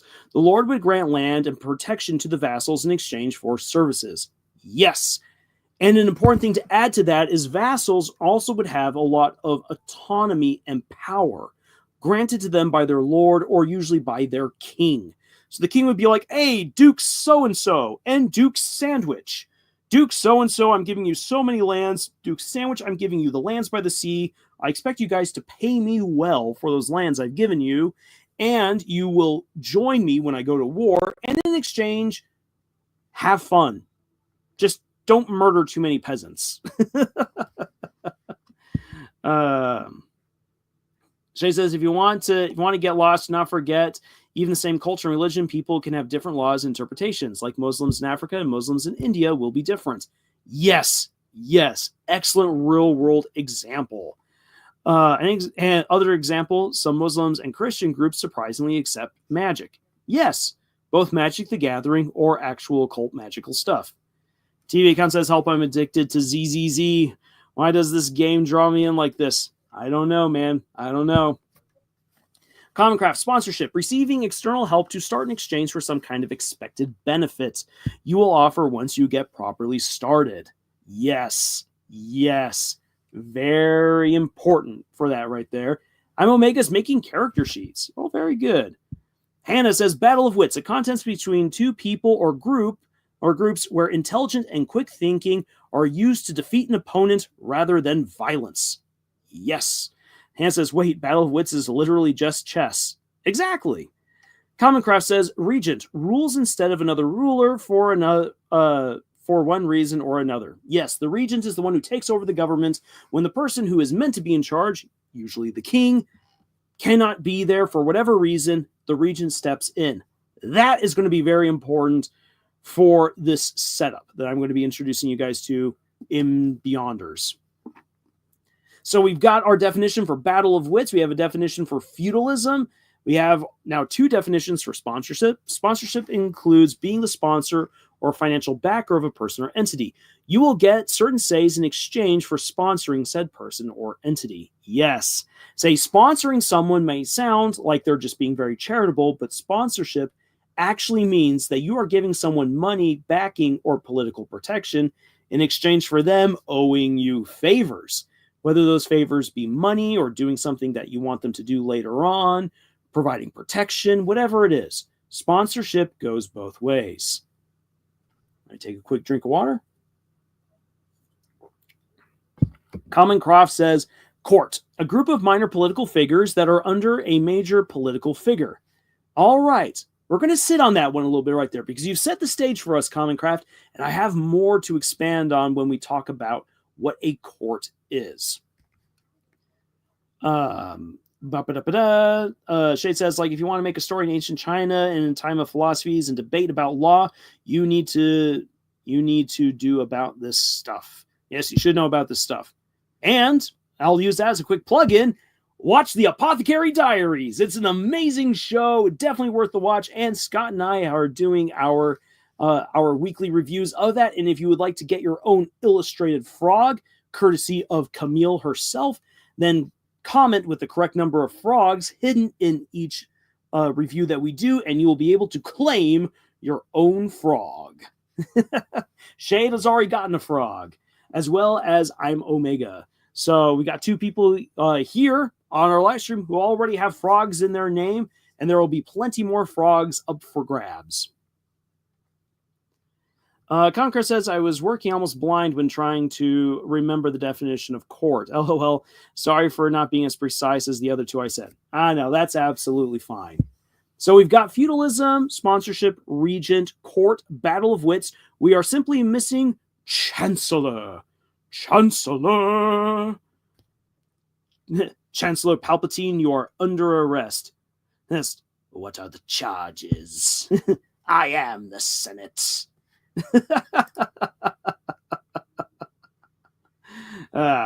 Hey, case.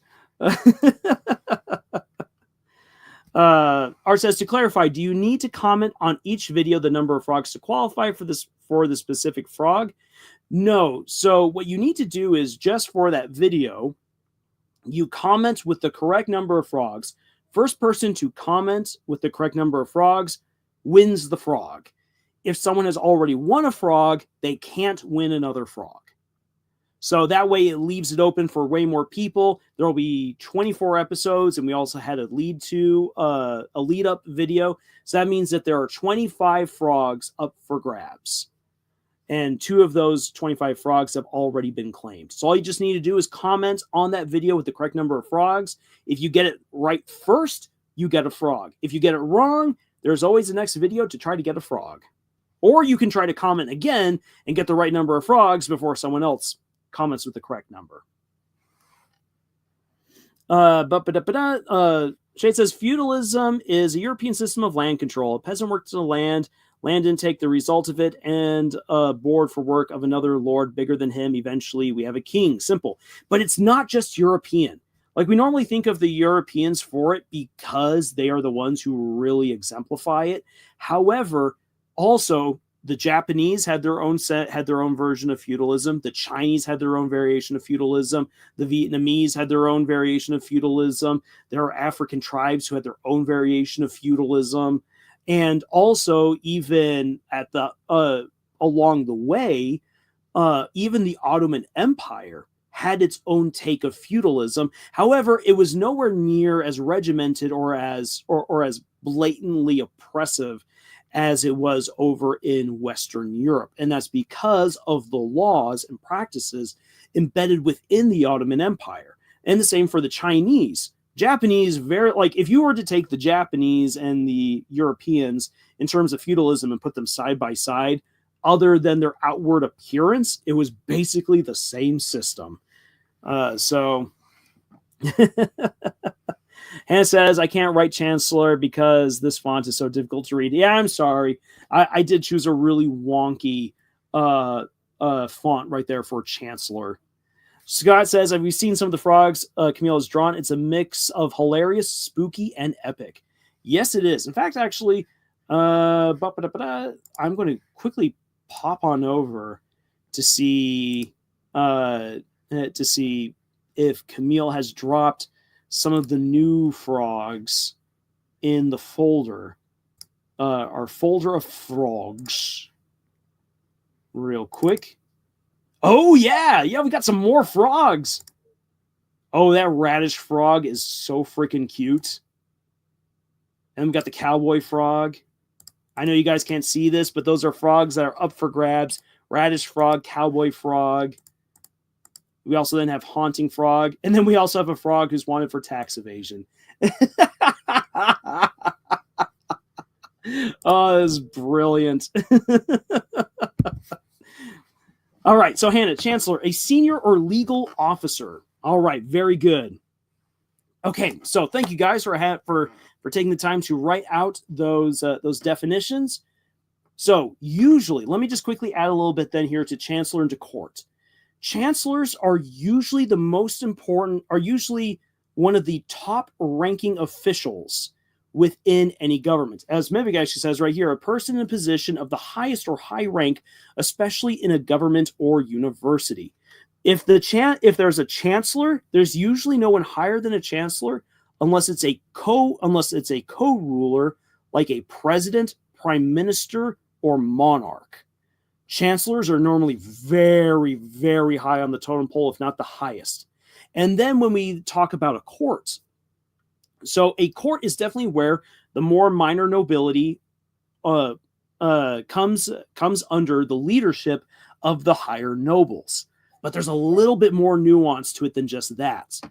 The court is where the king or queen is going to basically rule. And it's not necessarily a singular room, but rather court is the gathering. When the monarch calls all of their nobles, all of their feudal vassals, whether they be dukes or minor lords or earls or baronesses, whatever it is, they all come together, and the monarch, the king or the queen, will then say, okay, so these are the different things that need to be done to make the country work properly. This is what I'm going to do. And the idea behind court is that the monarch is in full control of everything, and that all the other nobles have come there to learn what is going on and how they can help out.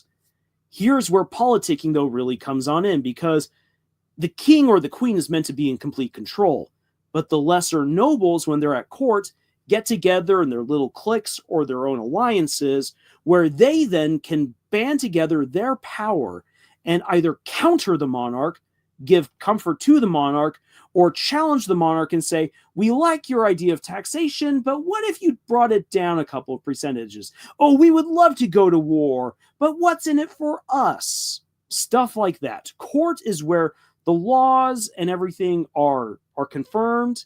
It is where the country is run, and it is where the lesser nobility can have their say, even though they are all technically under the control of the king or queen. So that is the situation in court. Commoncraft says, so basically feudalism is what happens when a big territory gets a ruler, starts to get way too much land, and needs to delegate even more and doesn't get dethroned before that. Yes. And there's no other system in place as guidance? Yeah, pretty much. Feudalism is interesting because it works, but it's a very brutal form. And it requires that sponsorship. I'm giving you something, you should give me something in return. And if someone's like, thank you, you gave me what I wanted, and I'm not going to give you what you want in return, that's when the knives come out and things get stabby, stabby, stabby. Art says, I wonder if Lucas used Chancellor because it sounded cool. Yeah, probably. Supreme Chancellor sounds way cooler than President or Prime Minister. Chancellor just sounds regal somehow. All right. So, with those definitions in mind, let's dive into Beyonders.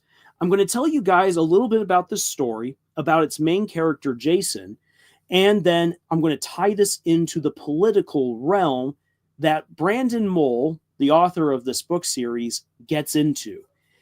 So, Beyonders is a trilogy of books, A World Without Heroes, oh, crud. World Without Heroes. Third book is Chasing the Prophecy. Why am I suddenly blanking on the second one? In any case, so you've got 3 books in which two young teenagers, Jason and Rachel, are brought on over from Earth to the world of Lyrian. Inside the world of Lyrian, and on the world of Lyrian, there is only one wizard left.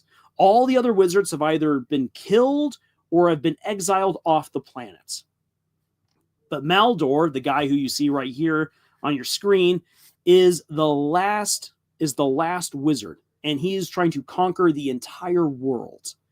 And he's doing a pretty good job of it. In fact, he is guaranteed to win unless 2 heroes can cause his downfall. These 2 heroes are Jason and Rachel, who, as outsiders coming from Earth, have no clue what's going on. They have no idea what magic really is, or all of these different fantastical races, or anything like this. Well, they are put on a quest to get rid of Maldor by finding a word, a magical word that will destroy him.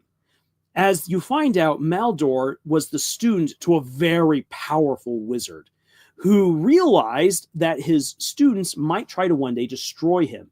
And so he bound into their very souls words that, when spoken, would kill them instantly. This word exists.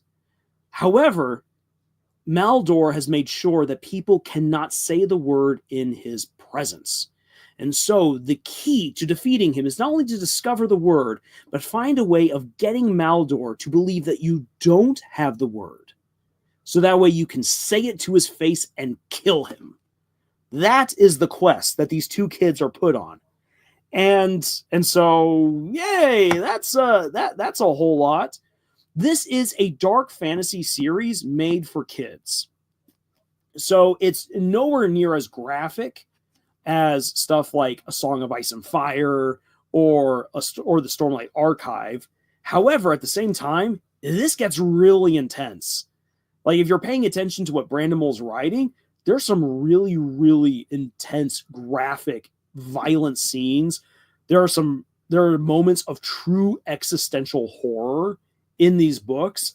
Like, one scene where one character is getting tortured is one of the most unpleasant things I've ever read. And it's just like, wow. And Brandon Mull was once asked how he got away with writing all of this stuff in a kid's book, and he said the reason why is because none of his characters kiss. That's the key. If you want to write a very violent children's book, just make sure that no characters kiss or that they fall in love, and then editors and publishers let you get away with the craziest stuff. It's weird. Common Cross says, I missed the explanation of court. My little sister decided to throw a bit of a fit and only wanted me to help. Well, okay then. So, Common Craft, then let me again reiterate. In terms of a feudalistic society and government, a court is where the king or the queen, the monarch, brings all of the other nobles to them to discuss how the country will be run. The king or queen controls the whole setting, and they are supposed to know everything. However, all of the minor nobles, even though they serve the monarch, can use their own power to challenge them at courts by either banding together in strong alliances or saying that they agree with the monarch, but what if we did also this instead? Court is a chance for alliances to be built, for enemies to be faced, for the country to be run, and for a chance for you to win the favor of the monarch and get them to do things that will benefit you. And something I didn't mention earlier, this is a big thing. If you live in a country where you are a nobleman and you're expected to go to court, if you don't go to court, it is an insult to the monarch and you are basically branded as an enemy. So you need to show up to court, or you need to have an ally or a representative there in your stead. Otherwise, you are in trouble. So court is all about control and politicking. It is where all the power comes together. It's a very dangerous place to be. The peasants, even though the peasants didn't live very well in comparison to some of the nobility, in many ways, being a peasant was slightly safer than being a nobleman, because oh, you are in the direct crosshairs of the monarch, and if you somehow do something to take him off, you are screwed. Omega. Oh, I remember the series. The big bad was a toll dick. Yes, he is. Oh my gosh, Maldor is an amazing bastard. Arts, dang, that guy sounds like a bad guy. Mimic, it's crazy how much we rely on one or two people to run a literal country. Makes me wonder where the concept of kings and queens came from. Who were the first king and queen? How did that go? Now, that's a question for the Wayback Machine. Let's go, Mr. Peabody. Concraft, why is that? No kiss or falling in love? What the heck? Yeah, I know. It doesn't make any sense to me. It honestly doesn't. I'm Omega. It has plant people, and Rachel was cocooned in a freaking couch in a dream version of her house. Yes. Yep, that's in the second book. That's some fun stuff. I actually like the Seed People, the Amar Cabal. Brandon Mull's take on elves. Rather than your traditional elves, you have people who live really long lives, and they have seeds growing out of the back of their neck. When they die, you take out the seed, you put it in the ground, and then they sprout anew. They grow into a whole new person. And those are the Amar Cabal. So they basically, they have eternal life or like infinite life so long as their seed can be replanted. and the dream sequence is when the Tory Wars get involved. Oh man, I love me the Tory Wars. Great assassins. I also always loved violent children's stories as a kid. Dr. Seuss never satisfied me. I was a strange child. Hey, we're in good company, man. The court, the place where all the children fight over toys. Yes, ISO's got it. ISO's got it. The court is the room where all the children fight over the toys. Concraft, is that why the first thing that came to mind when I tried to think of a court was a big room full of nobles? Yes, that's exactly it. Excuse me. Shade, I want to give you guys an example of how an idea change Khalifa Islam is not a... Is this the Caliphate or the Khalifa? The Khalifa Islam is not a king in concept. It is I'm going to say elected member of the community picked by a council of elders. Delete the Omer. Okay. With time and violence, they became a monarchy and another system. In some countries in Africa, the king is the son of the sister of the king. All right, interesting. Concrest says, oh, so that dangerous then. Yes. But then why does it have to be two of them, though? Was it explained? Well, within the story, yes. I'm not going to give away all of the amazing details of the books because I highly recommend reading Beyonders. But the reason why two of them have to be chosen is because they each will end up, even though they work together in the beginning, they each have their own specific quest that must be completed with them at the head of it in order for Maldor to be defeated. Because Maldor is almost impossible to defeat. And like one of these days, I'll have to do something about, like I'll have to go into details, for instance, of like fortresses, bad guy fortresses that are so almost impenetrable. Felrook, like when Felrook is described in the books, holy cow, I would rather charge against Barad-dûr than go against Felrook. Felrook is insane. Like you need, like Jason's like, I think you need nukes to take this place out. Yes, because it's so dang hard to defeat the fortress of Felrook. And so one of them has actually got the quest to defeat Felrook. And you're like, what? And then the other has the quest to defeat Maldor. And that's a really interesting split. Nick says, yeah, and there's always someone trying to fight to take over the throne, and they'll do anything for that throne and crown, even if they have to kill. And anyone could be your enemy once you're royalty. Yep. Concraft says, what I meant was why it had to be the MCs. It sounds like a Portal fantasy, so why not two people from the setting? So the reason why two people are chosen from Earth is because Maldor, like the first book is a world without heroes. The first book ends with the last hero being defeated. And so in this world, people believe that Maldor is going to win. There's no way that this is going to be changed. You can go against it and you will lose. And so you have to take two outsiders who know nothing about this world, who can learn to love this world and have that optimism. They're young. They haven't yet been broken by the world. And so with that naivete, with that hope, with that goodness and that ability to love, these two young teenagers end up being the catalyst for incredible change. And it's amazing how it all comes together. Like the third book is just absolutely incredible with how it all plays out in the end. So I highly, highly recommend it. And there's actually a scene in the second book where a seer goes into great detail about why these characters were chosen. And one of the best ways that she explains it is, imagine if I told you that you had to start an avalanche and you could only choose 2 stones to make it happen. How would you know what to do? And so the seer has looked through all different kinds of possibilities to find the 2 stones or the 2 people who could be what the world needs them to be to cause the change. One person isn't enough. And one person with the wrong person was the wrong combo. So you need to have the right 2 people to make it happen. 2 dumbasses don't know what they're up against yet. Yep, that's pretty much it. But also the right kinds. Art says it probably has a better defense than the Card Kingdom's castle overseen by Rules Card. Oh yeah, no, Rules Card wishes that he was in charge of Felrook, because then all that work would already have been done for him.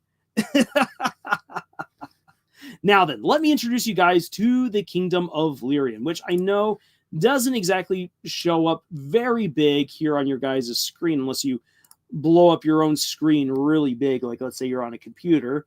Then you'll probably be able to see it nice and big. But here is the main continent of Lyrian. And Maldor rules from the center of Felrook, where you see the mountains in the center. And he has basically conquered most of this place already. The only differences are some of the kingdoms way out to the east, which in the books, people are always talking about how they're so close to falling. They're under siege and they're about to go. The mountains to the north have yet to be taken, but they're on the list. That's where the seed people live. And then to the west, you have Trenzycourt. Now then, Trenzycourt is a very large, very powerful feudal kingdom. The first book opens with King Galaran, the last hero, and the king of Trenzycourt being defeated. And so the king isn't present. Instead, there is now a regent. And the regent and the chancellor have sold out to Maldor. Now then, here's the thing. I'm going to take a quick drink. Remember, court is where all of the different power players come together, high nobles and lesser nobles. And the higher nobility can be challenged by the lesser nobility and defeated at court unless the higher nobility can present to them a really good argument or a really good deal. The regent and the chancellor have both sold out to Felrook. And Chancellor Coppernum has basically taken over the government. And a lot of lesser nobles really, really don't like this. So what Coppernum has done is he said, oh, look, I have, rather than telling people that he's sold out to Maldor, he says, I have arranged it where Maldor has respected our strength as one of the largest kingdoms of Lyrian. He will not dare to go to battle against us so long as we are united under me. So long as you are with me and I have a direct line to the Emperor dare not challenge Trenzycourt. So long as we're all united under me, I can guarantee that Maldor will not fight us. And because they are in cahoots, Maldor has a lot of armies stationed right along the border with Trenzycourt. So as far as the people of Trenzycourt are concerned, war could happen at any moment. So long as they go along with Chancellor Coppernum, war will be averted. And everyone can live happily in peace. Kumbaya, Coppernum, kumbaya. That's basically what we've got going on here. However, Galaran, though he has been defeated, is not dead, and he's got one last card to play. When Jason and Rachel are brought to are brought to Lyrian, he manages to have his people collect them and bring them to him as he rules as the blind king, because his eyes have been burned out of their sockets. He has been tortured. He has been broken, and Maldor, to make a fool of his one-time great enemy, has made him a king over a derelict castle and over a bunch of really crazy people. So basically, think an insane asylum, a medieval insane asylum, and the last hero is the blind king over the psych ward. That's basically what's happened to the last hero. So it's not that great. And this is what Jason and Rachel are brought to. Well, the last card that Galaran has to play is that he has a special ring, a noble ring that belongs to one of the little fiefdoms of land, to a dead vassal. One of his vassals died, had no children, so there's a vacant area.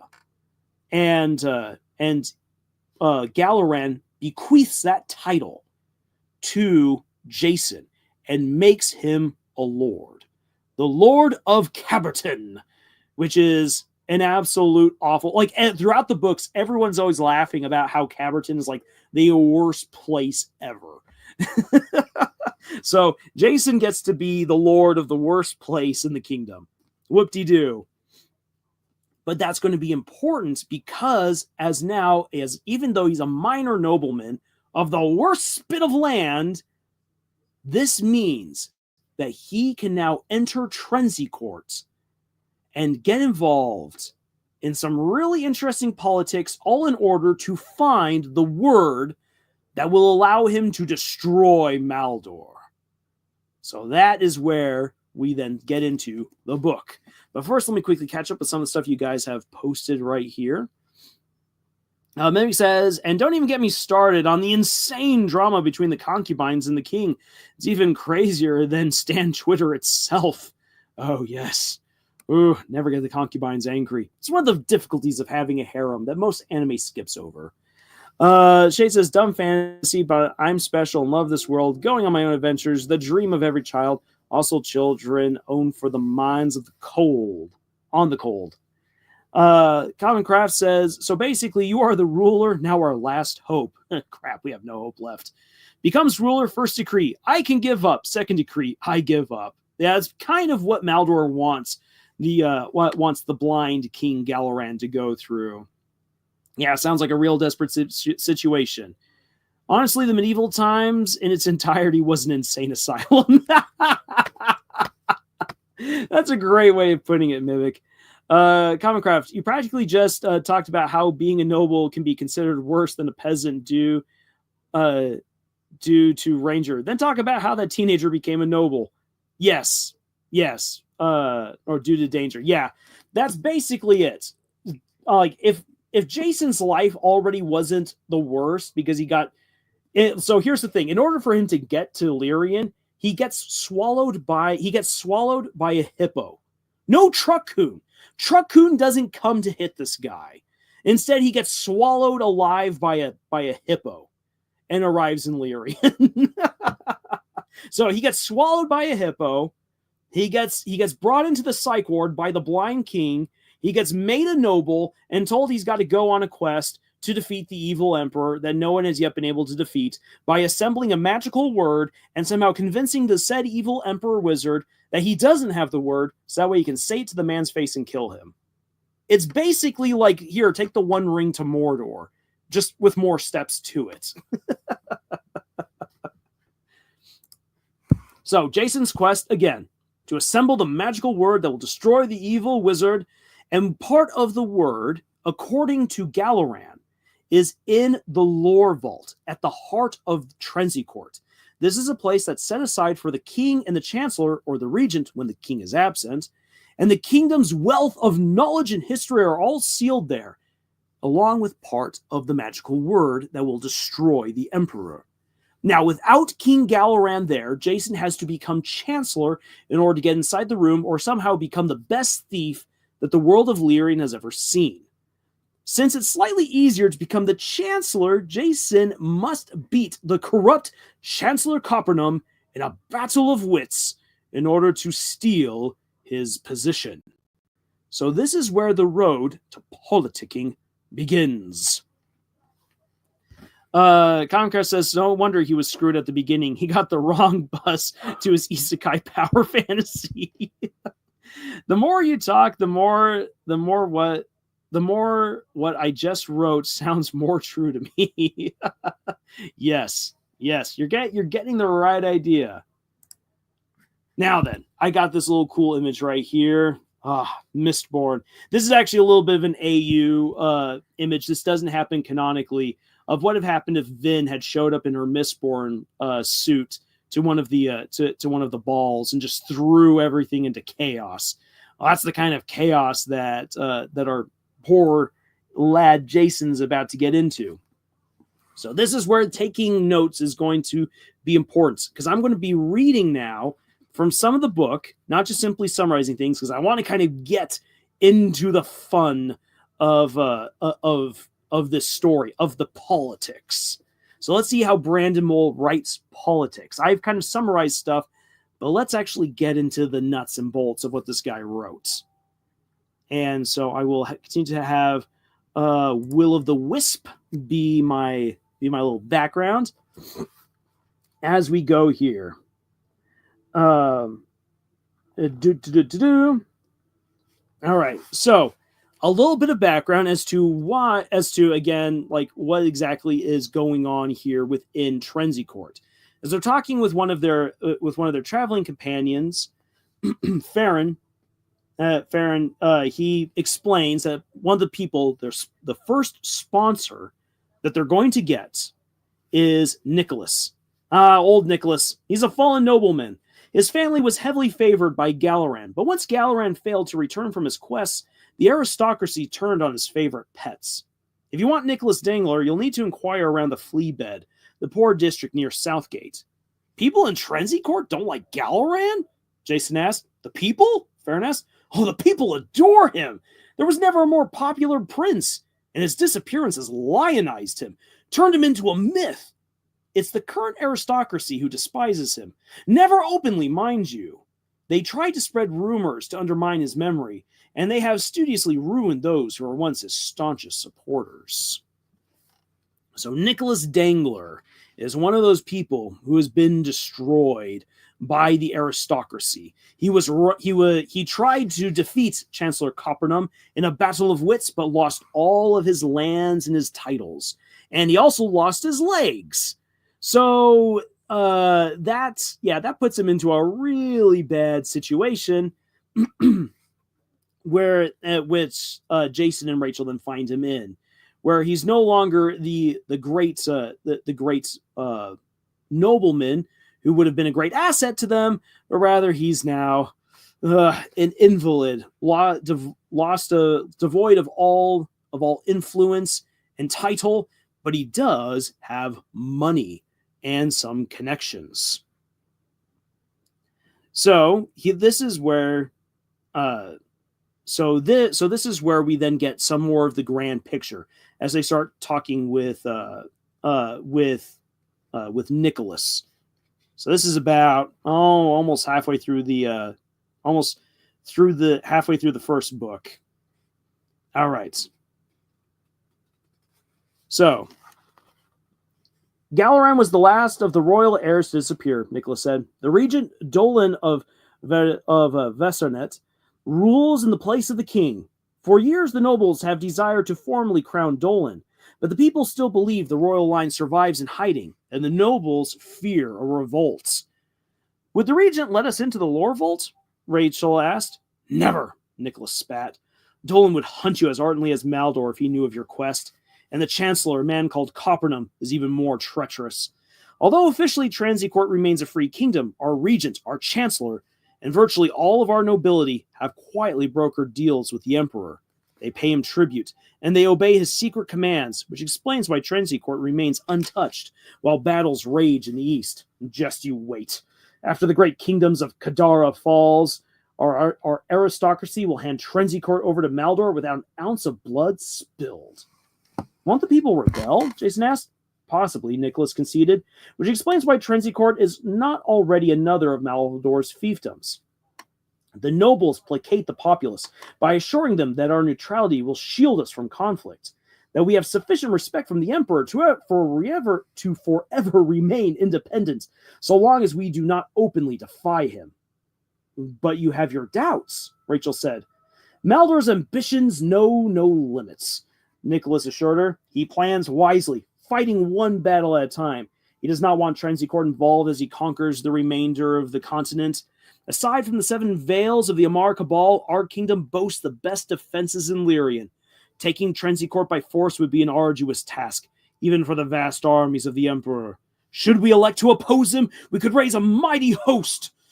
Maldor wants to reserve Trenzycourt for the end. Given his increasing hold on our ruling class, the mightiest kingdom of Lyrian might eventually prove the easiest to topple. All of this could change if we destroy Maldor with the word, Jason said thoughtfully. Nicholas fiddled with the buckles of his harness. Galaran hoped to undermine our enemies with a single lethal stroke. I believe he shared secrets of the word with me in the hope that I would follow in his footsteps if he failed. I tried. I knew my first step would be to gain access to the lore vault. I challenged Coppernum to a battle of wits, with the Chancellorship in the balance. I lost. As punishment, I was stripped of my title, Earl of Rosbury. Not long thereafter, I was attacked. I lost my legs, and with them my hope of adventuring. That's terrible, Rachel exclaimed. All who remained loyal to Galaran were ousted from among the nobility, Nicholas recounted. False accusations, ludicrous trials, and other political maneuverings concealed the injustice in the guise of legality. Many of the best men and women of Trenzycourt were defamed, impoverished, or murdered, only to be replaced by the ambitious and unscrupulous. A handful of good people have managed to pretend enough loyalty to Dolan and Coppernum to avoid destruction, but at the cost of their honor. All right, hop ahead just a little bit right there. So now you got the basic understandings of, okay, well, there we are now.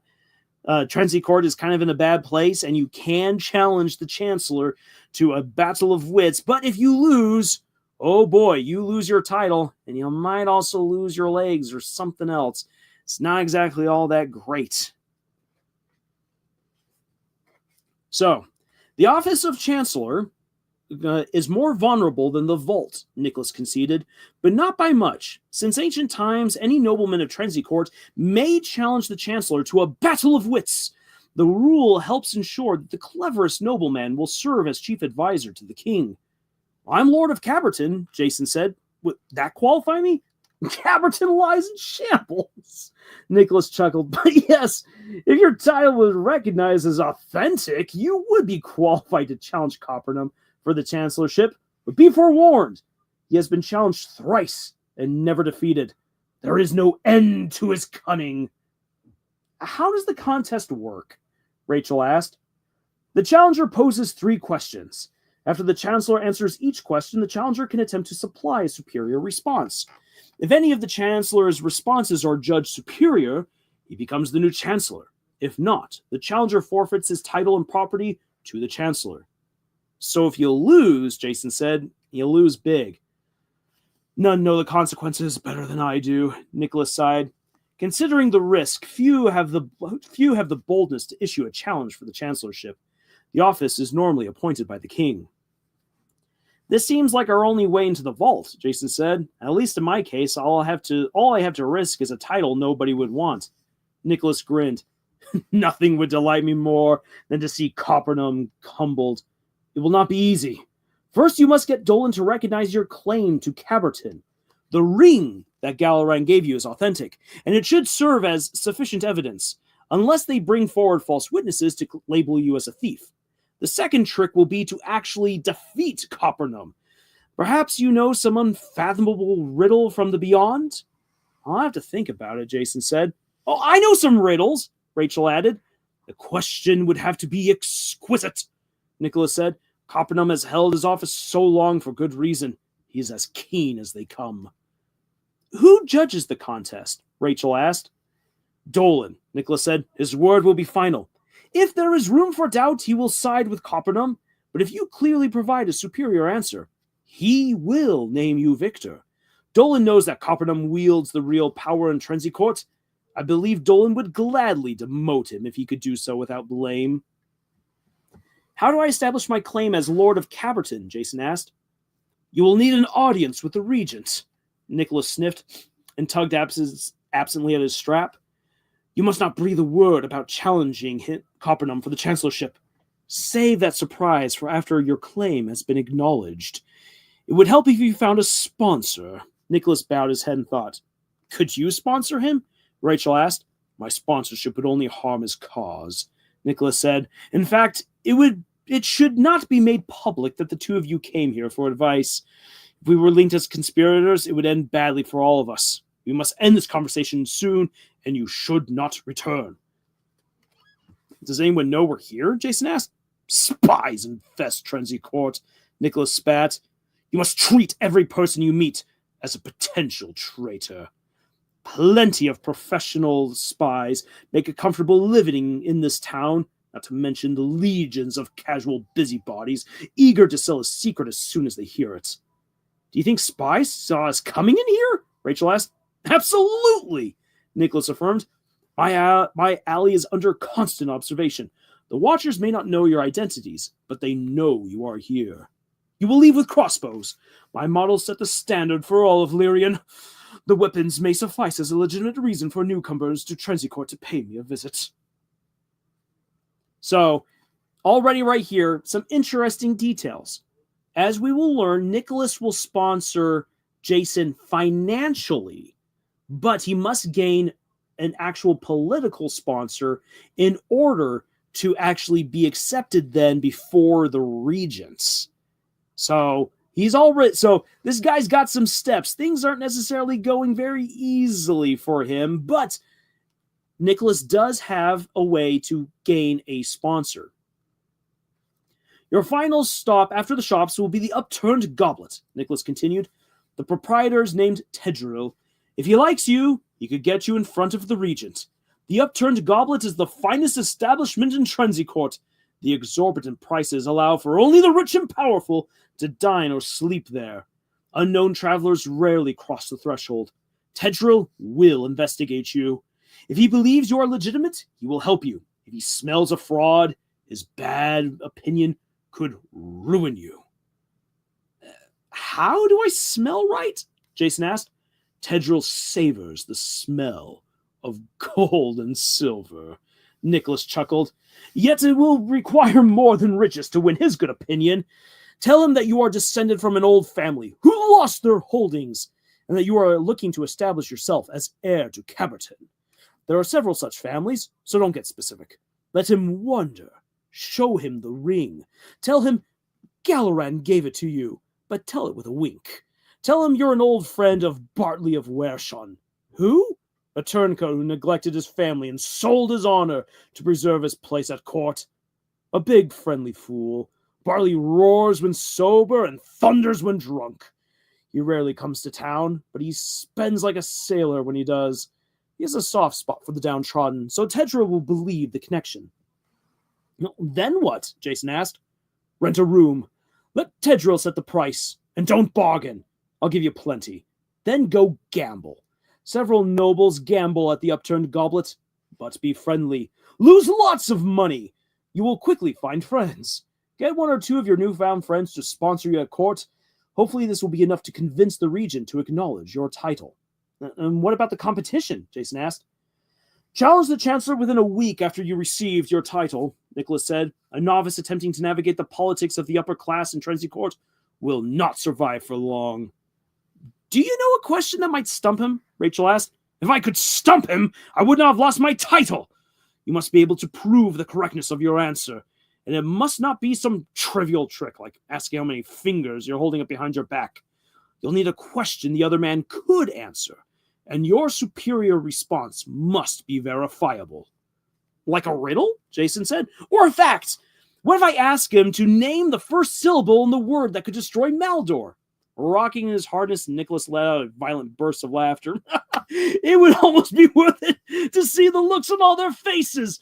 None of them would know such a word existed. You would have no evidence, and nevertheless, in fear that the word might exist, the contest would end immediately, you would disappear, Maldor would inevitably get involved, you, Rachel, me, Tedril, we'd all be slain, along with many, if not all of those who heard your words at court. While eliminating some of my old enemies, such an outburst would only hasten the downfall of Terrace courts. Then I probably shouldn't mention that I'm a Beyonder either. Not unless you fancy instantaneous imprisonment, Nicholas agreed. You understand the parameters. My best efforts to topple Coppernum failed, and the one time I advised another challenger, he failed. How you defeat Coppernum is up to you. So, I'm going to end it right there for right now. We will pick up again with how he actually does take on the Chancellor. But I'm going to skip over a lot of other little details. Hey, Ollie Game is back. Great to have you back. So, what he does, so he was told to go to the upturned goblets, and I'm going to put this here into the chat because this will be important for later. Get money from Nicholas. So there's his first thing. Then go to the upturned goblets. I nearly spelled upturn wrong. How embarrassing. Go to the upturned goblet. Make friends there that will support Jason at court. So that's what he's got to do. Then get the regent, Dolan, to acknowledge his claim to Caboton.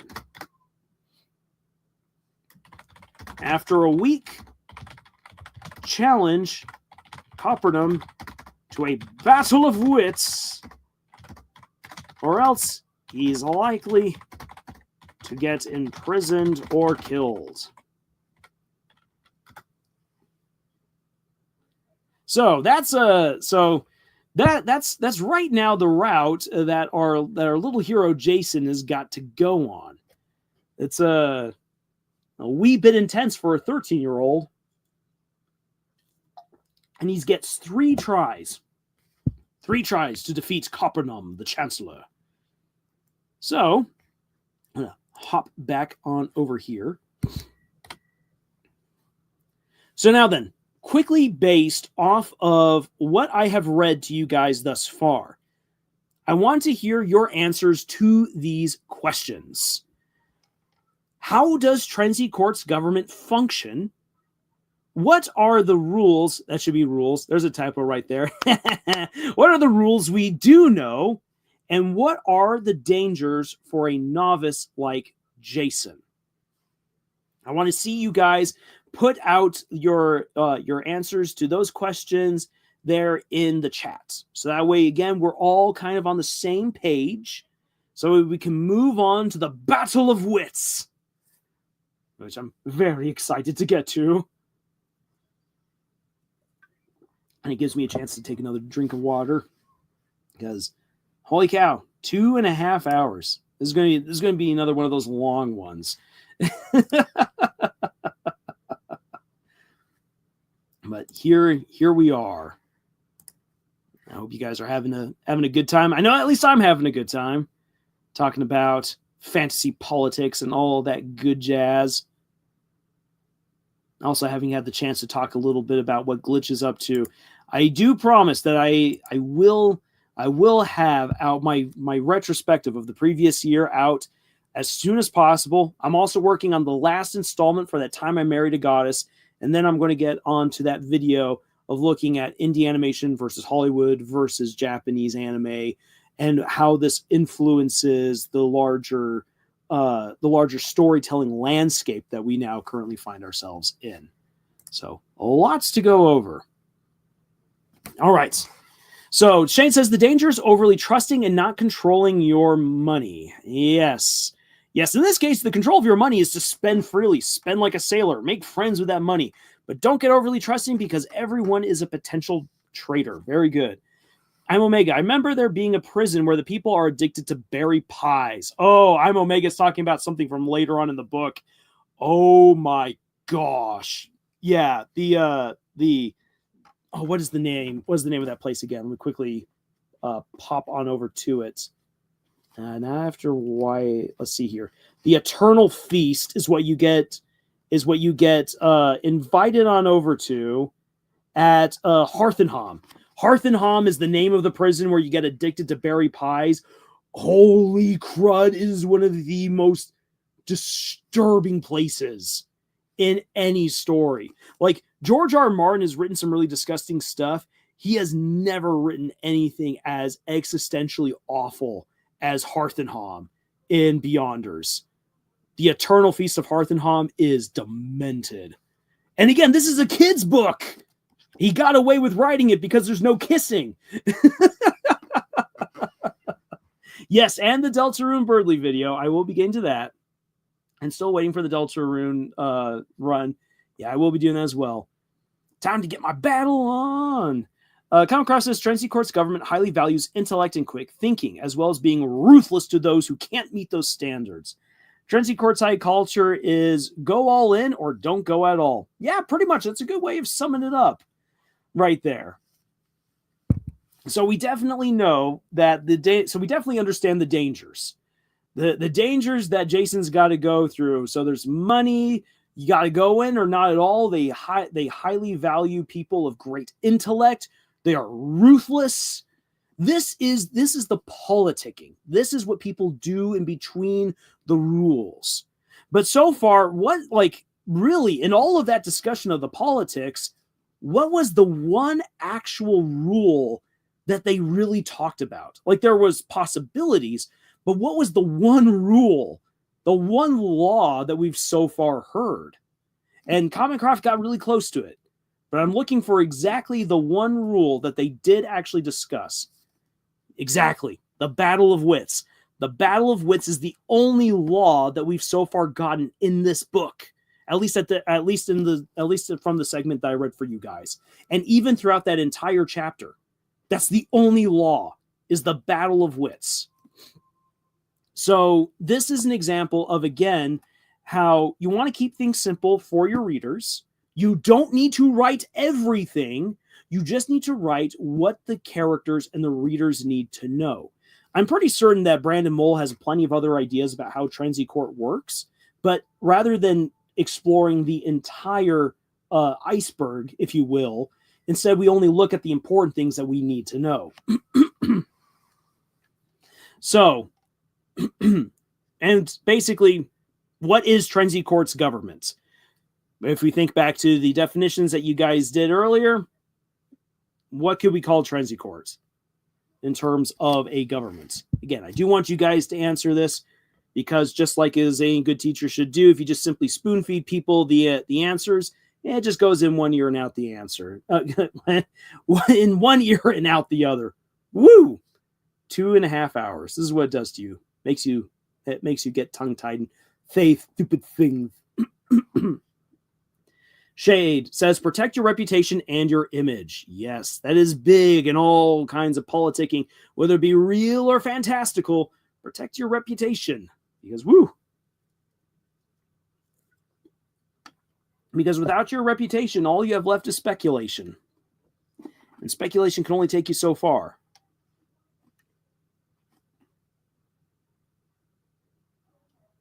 So again, the one law that we do know is the Battle of Wits. We understand the dangers for a novice like Jason. What is Terrace Court's government? Is Terrace Court feudalistic? It is. It's a feudalistic government. The King Galaran, the blind king who's right now ruling over the Psych Ward, is the rightful heir to the throne. But since there is no rightful heir, it was brought up that Dolan, as the regent, is now acting in place of the king. So we have our regent and we have our chancellor. And we then have all of the lesser nobles under them who will arrive at court. So now then, with that, let's actually dive into let's actually dive then into our battle of wits. Now, before we actually do the battle of wits, I am going to show you guys this lovely scene from The Princess Bride, because if we're going to talk about battle of wits, of course you've got to bring up this scene. Unfortunately, I had to chop it up in order to get around copyright, but here it is. Do not smell is called iocane powder. It is odorless, tasteless, dissolves instantly in liquid.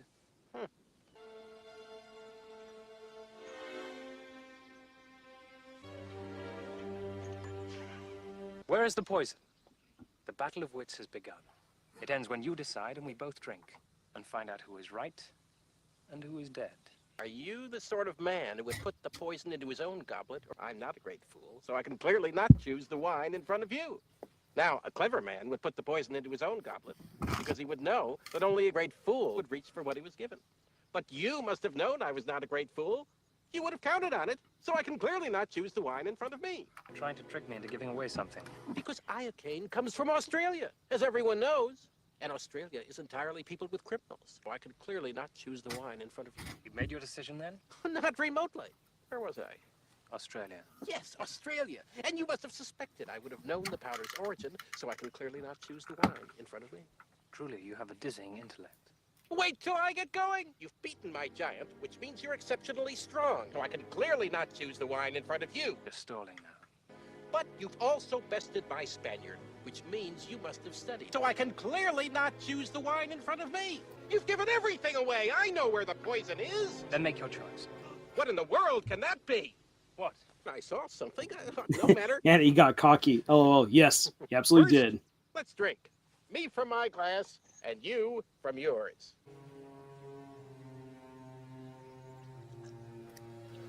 I switched glasses when your back was turned. Ha ha, you fool! Never go in against a Sicilian when death is on the line. To think, all that time it was Shortcut that was poisoned. They were both.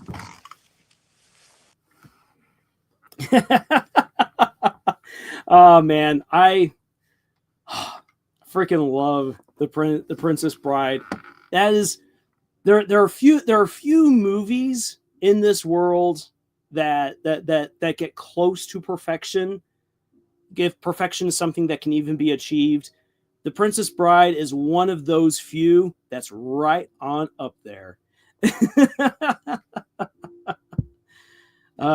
So Shay says, even if you have a better reputation, you can still use it to get success. TV count. The whole talk about reputation reminds me of what happened to Mr. Beast. Oh, Mr. Beast. Oh man, that's one of the many reasons why we talk more about fantasy politics and those kinds of shenanigans, rather than getting into the monstrosities that is all of the shenanigans right now surrounding Mr. Beast. Anyway, as Meg says, I love The Princess Bride. Wesley is such a dreamboat.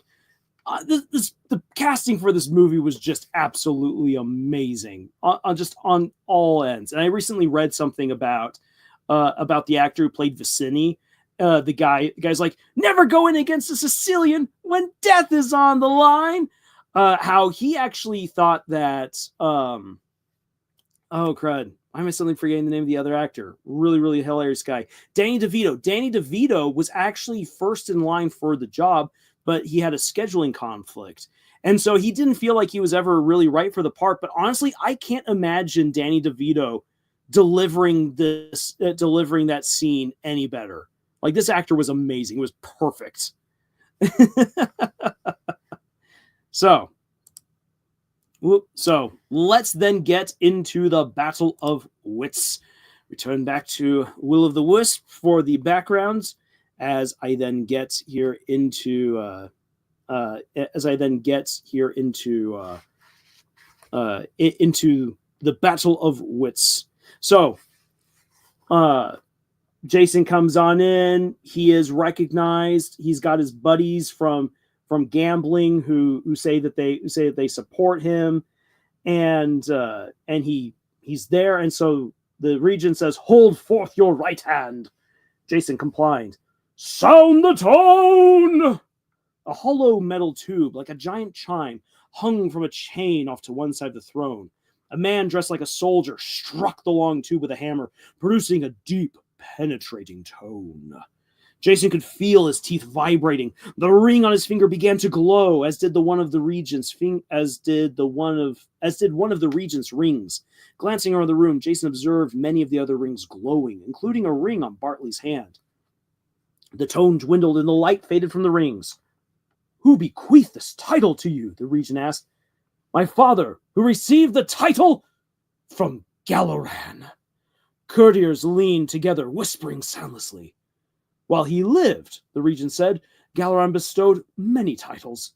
Though he was never king himself, with his enfeebled father, the honored King Dromidius, trapped in a cataleptic stupor, it became his right to manage the affairs of the kingdom.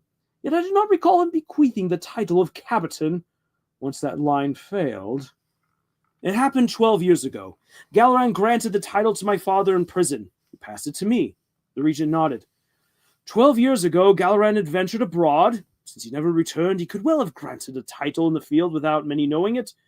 You do in fact wear the signet ring of Capitan, which Galaran had in his possession. Who was your father?" "I do not wish to mention him," Jason said. "He was in prison, an enemy of the Emperor, and I have chosen to distance myself from him. Even though he passed the title to you," the man in the tri-corner hat spoke up. "He passed me the title of a heap of stones for 3 sacks of flour," Jason said, using a story Bartley had helped him prepare. Bartley is one of his gambling buddies. He was not man enough to make something of the opportunity. I will be. I intend to found a new line and serve Trency Court well." "Will any man vouch for young Jason?" the regent asked. Bartley raised his hand. 2 others, both of whom Jason recognized from playing Bones and Knuckles, also raised their hands. "Very well," the regent said. "Jason, do you solemnly swear fealty to the crown of Trency Court and to all agents of the crown?" "I do. In times of war and peace, through hours of need and years of prosperity, will you defend Trency Court in word, thought, and deed for as long as you live?" "I will." "Your title is recognized, Lord Jason of Capitan! As of this moment, you are free to stand in court when visiting Trency Court. I fear your holdings, however, are in considerable disrepair." At this point, a titter ran through the assemblage. "But the few artifacts in my treasury pertaining to Capitan will be restored to you. And land is land. Make it blossom. Have you any further inquiry?" Something small pelted Jason in the back of his head. Glancing over his shoulder, he saw a pretty young woman, as in an attractive dress, trying to mouth something to him. It was Rachel, her short hair hidden under a fancy, flat-topped hat. Stunned to see her, he tried to read her lips. "Now!" she kept repeating silently, interspersed with a few other less decipherable words. Her imploring eyes glanced assertively at the dais. "Has something else captured your attention?" the regent asked politely. The crowd snickered. Jason faced forward. "I beg your pardon, your highness. I have one request. I would like to challenge Chancellor Copperham for the chancellorship." The room exploded with reactions, a clamor of gasps and exclamations. The regent looked thunderstruck. Betraying no surprise, the thin man in the tri-cornered hat measured Jason with calculating eyes. "Come to order!" the soldier on the dais proclaimed. "We will have order, or I shall clear the chamber." Jason felt dizzy. He had hoped he understood Rachel correctly. How had she gotten here? The regent spoke as the courtiers quieted. "Such is your right as Lord of the Realm. When do you propose to hold this contest?" "As soon as possible," Jason said. The regent turned to the brooding man in the tri-cornered hat. "What say you, Chancellor? Have you any objection to pursuing this challenge in summary fashion?" Copperham narrowed his eyes. "I have no objection to annexing further holdings, however meager, to my own." The regent nodded. "Very well. After 20 minutes recess, Lord Jason of Capitan shall compete with Chancellor Copperham for the chancellorship. You may step down, Lord Jason." Jason stepped off the wheel. He watched Copperham, who now turned and was retreating through a door at one side of the dais. The slightly stooped man had a weak chin and a long, narrow nose, giving him an aerodynamic profile. Well, Bartley growled, slapping Jason on the back as he came up from behind. Turns out I can't read you as well as our card games have led me to suppose. You're full of surprises. Whether you win or not, you have earned a place in history for sheer audacity. He shook his head. Chancelling for the chancellorship seconds after the regent recognizes your title? An unprecedented move. You have your questions ready? Another man asked. It was the fellow with the fancy coat from the Bones game. He had been one of the men who vouched for Jason along with Bartley. I think so, Jason said. Unless you have any brilliant questions? No offense, Bartley grumbled, but we are going to keep our distance. No man in Trencycourt can afford to make an enemy of Copernum. How long has it been since somebody challenged him? Jason asked. 10 years, Bartley said. That was when he was stripped rank and title from the Earl of Gear. Give us a preview, another man urged. What do you mean to throw at him? Oh, you'll see, Jason said, still not certain himself. Do you have any advice? What are some typical questions? Bartley shrugged. Events from history, strategies, riddles? Depends. Copernum has betrayed no weakness. He knows history as if he lived it. He is a master strategist, and he solves riddles like he composed them. We should leave you to your thoughts. Rachel approached as the other man walked away. How are you? She asked. Confused, Jason said. What are you doing here? Long story, she replied. We have to watch what we say. There's no safe place to talk. Did you come up with any good questions? He asked. She moved closer and spoke more softly, her hand over her mouth. Yes, actually, a great question, which is why I went to see our dangling friend. He agreed that the question could help us. He's been doing some investigating through his own spies and discovered that Copernum already has his eye on the three of us, especially you. One of your gambling friends is one of the Chancellor's top spies. He knows we're connected. He might even know something about our quest. Great, Jason said. What do we do? You did it, Rachel said. You need to challenge him without waiting. It will be harder for him to destroy us if you beat him. If you lose, well, we just do what we've done anyhow.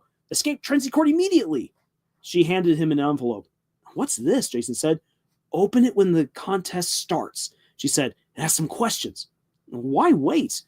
Jason wondered, examining the envelope. Just in case, Rachel said. According to our friend, lots of people are watching you with spy glasses right now, reading your lips, observing your actions, trying to pick up clues. Gotcha. And how did you get here? Our dangling friend called in some favors, Rachel said, but we've been talking for too long. I gotta go. You're not gonna watch? No, trust me. It's better for both of us. She turned and vanished hurriedly into the crowd. Nobody else drew near Jason, but he got plenty of elusive glances. He stood not far from the petitioner's wheel, tapping the envelope against his palm, wondering what questions it might contain. How had he gotten into this mess? Over the next several minutes, people poured into the throne room, claiming all of the available floor space, except immediately around Jason. The galleries were mobbed, becoming a sea of expectant faces. The dais also became crowded. Jason figured he would be just as eager to witness an event like this as someone else had been willing to take the risk. After what had to be much more than 20 minutes, the regent returned and took a seat. Copernum stood immediately beside Dolan, hands clasped behind his back, his expression proud and stern. As an attendant ushered Jason back onto the wheel, the groom grew shockingly silent. You are certain you wish to pursue this challenge at this time? The regent asked, staring at Jason, his demeanor graver than earlier. I am, sire. Very well. Chancellor Copernum has waived his right to postpone the contest. I shall judge the event. Lord Jason shall pose 3 questions. If you can supply a better answer than Chancellor Copernum to any of the questions, you will become the new Chancellor. Chancellor Copernum would retain his titles and holdings, remaining the Marquis of Jazzington, the Earl of Gear, and so forth. Copernum would become eligible to challenge you for the Chancellorship after the space of 3 months. Should you lose, Lord Jason, the title of Captain will pass to Chancellor Copernum, along with all your holdings and privileges pertaining to the title. Are the conditions understood? Yes, sire, Jason said, his mouth dry. Copernum nodded. The regent looked over at Copernum. Have you anything to say before the contest ensues? What education have you received? Copernum asked Jason. Jason looked around the room, unsure of how to respond. I'm almost in high school. People in the shroom shifted and murmured. Coppenham glared. Can you authenticate this claim? Coppenham asked. I'm one of only 8 men living to have graduated from the High School of Elbereth, and I am well acquainted with each of them. I know of no prospective candidates. I never said the High School of Elbereth. That is the only recognized high school. Well, I go to a different one, called Roosevelt High School. It's far away. I've traveled a lot. So it would seem. Your accent has a peculiar ring. English truly suits you. Coppenham stared knowingly. Jason kept silent. Enough banter. Good luck to you, lordling. And to you, Jason replied. Let the contest begin, the regent announced. Chancellor Coppenham has 15 minutes to respond to each question. Should he wish to challenge the worthiness of any particular question, I will have the final word. A disqualified question still counts as one of the 3. Coppenham retains the right to pose clarifying questions according to my discretion. I reserve final say as to who has supplied the superior answer to each question, should any controversy arise. Lord Jason, proceed with your first inquiry. Jason swallowed. He wished he had a cup of water. He wondered if he should ask for one. No, everybody was staring at him expectantly. Under the scrutiny of so many spectators, he felt extraordinarily self-conscious as he tore open the envelope. I wrote these down to help me phrase them correctly, Jason said nervously, scanning the words as quickly as he could. The assemblage chuckled in sympathy. Question 1 is from our friend in Trenzycourt. He said Coppenham is ashamed of his father, so although he can answer this, it will provoke him and might put him off balance. Ask him the full name of his father. Chancellor Coppenham, what is the full name of your father?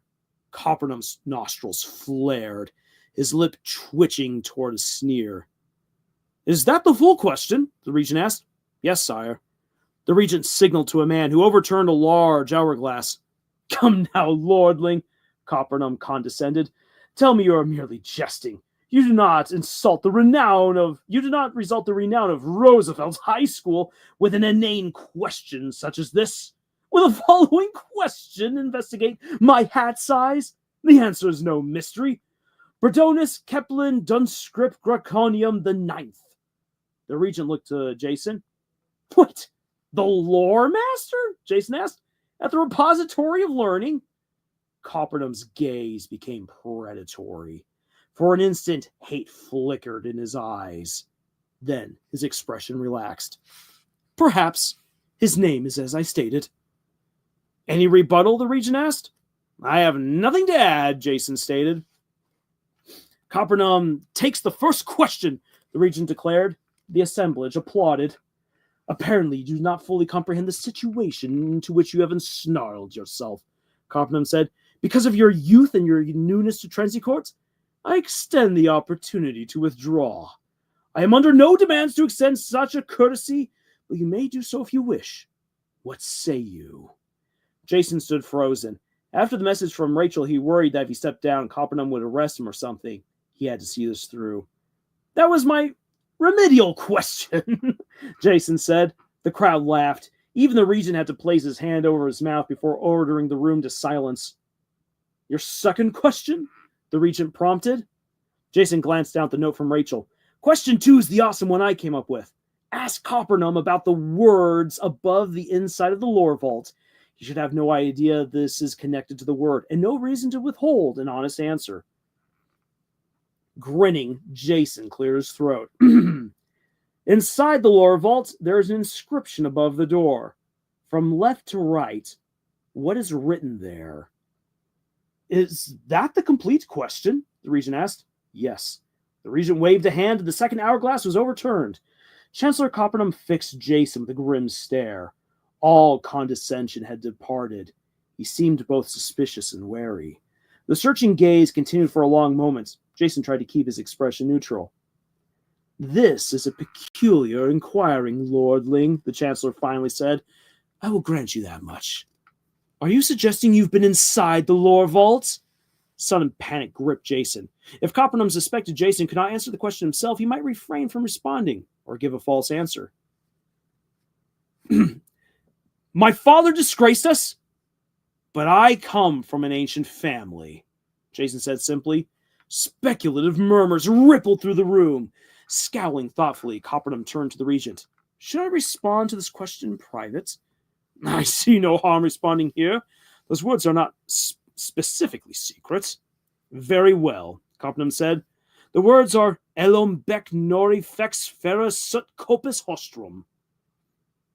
How do you pronounce the fourth word? Jason asked. Fex. And the seventh? Copus. Coppernam said impatiently. Fex, Jason thought. Fex, fex, fex. Lord Jason, the regent asked.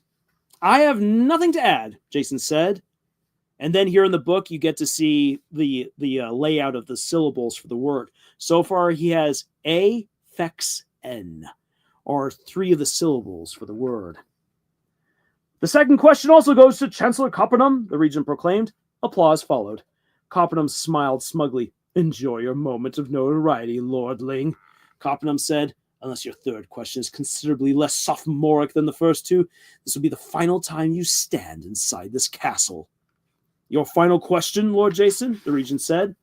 Jason felt a compulsion to ask, how much wood would a woodchuck chuck if a woodchuck could chuck wood? He resisted and looked down at his paper. Question 3, this is your chance to use the best of what you've prepared. Hopefully question 2 made winning less urgent. Jason sucked his breath between his teeth. After reading the first 2 questions, he had not expected to have to supply one of his own. His mind raced. Probably the best question he had come up with was an odd piece of trivia he had discussed one day with a kid named Steve Vaughn in his English class. The 6 letters in Steve's last name had inspired the conversation. What is the longest one-syllable word you can think of? Jason asked Coppernam.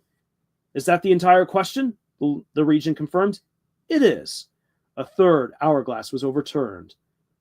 Point of clarification, Coppernam said, brow creased. Are you asking me to name the monosyllabic word containing the most letters? I'll allow the inquiry, the regent said. I am, Jason answered. The chancellor stroked his chin, squinting up at the ceiling, as if lost in profound calculations. He folded and unfolded his arms. He rubbed his brow. Jason crossed his toes for luck.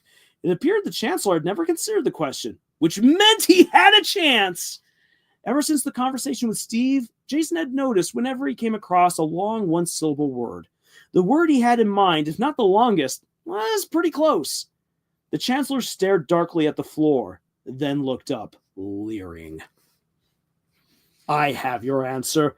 How dare you pose such an absurd riddle? The longest monosyllabic word I can think is thoughts. 8 letters. All eyes shifted to Jason. He straightened. Apparently, Chancellor, one-syllable words not one of your strengths. 9 letters. Coppernam paled. He looked to the regent. But he said the longest word I could think of. At the time, the longest word I could think of was thoughts. And the question functions like a riddle. One thinks thoughts. Dolan shook his head. You clarified he was asking for the longest monosyllabic word with the most letters. There can be no debates.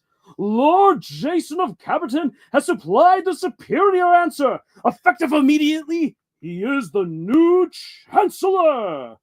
The crowd roared. Jason smiled in shock, holding back tears of relief. Had he actually won? Was that possible? The regent arose and retrieved the silver mantle from Coppernam's shoulder and a ring from his right hand. The room only half quieted for his remarks. Thank you, honored Coppernam, Marquis of Jazzington. Our kingdom will always be grateful for your years of venerable service. You are hereby honorably relieved of the office of Chancellor. Coppernam stood rigid with stunned disbelief. The throng applauded. There were a few catcalls. Ascend the royal dais, Lord Jason, the regent invited. Jason complied. The regent spoke in a loud voice as he draped the mantle across Jason's shoulders and presented him with the ring. Lord Jason of Caperton, you are hereby entrusted with the office of Chancellor, making you guardian of the realm and chief advisor to the regent and acting sovereign Dolan, Duke of Vernassetz. The crowd cheered enthusiastically. Copernum stepped forward to clasp Jason's hand. Congratulations, lordling, the former chancellor breathed, smiling kindly. You will be dead before sunrise. Before Jason could even react, the regent took Jason's hand and raised as high as he could. I call for a feast to welcome our brash new chancellor and to be held at the end of the coming week in my banquet hall. He turned to Jason, speaking for his ears only. Well done, young man. You demonstrated great poise. We shall meet in private later this afternoon. I look forward to exchanging ideas with you. Jason turned to look for Copernum. The Marquis had already departed. So, there you have it. The Battle of Wits. No one died no one has yet died thanks to this particular battle, but you guys got to hear it all played out. Meg says, this is the best bedtime story I've ever been told. Thank you, Mr. Lars. Well, thank you. I did try to put some heart into it. Very good. All right.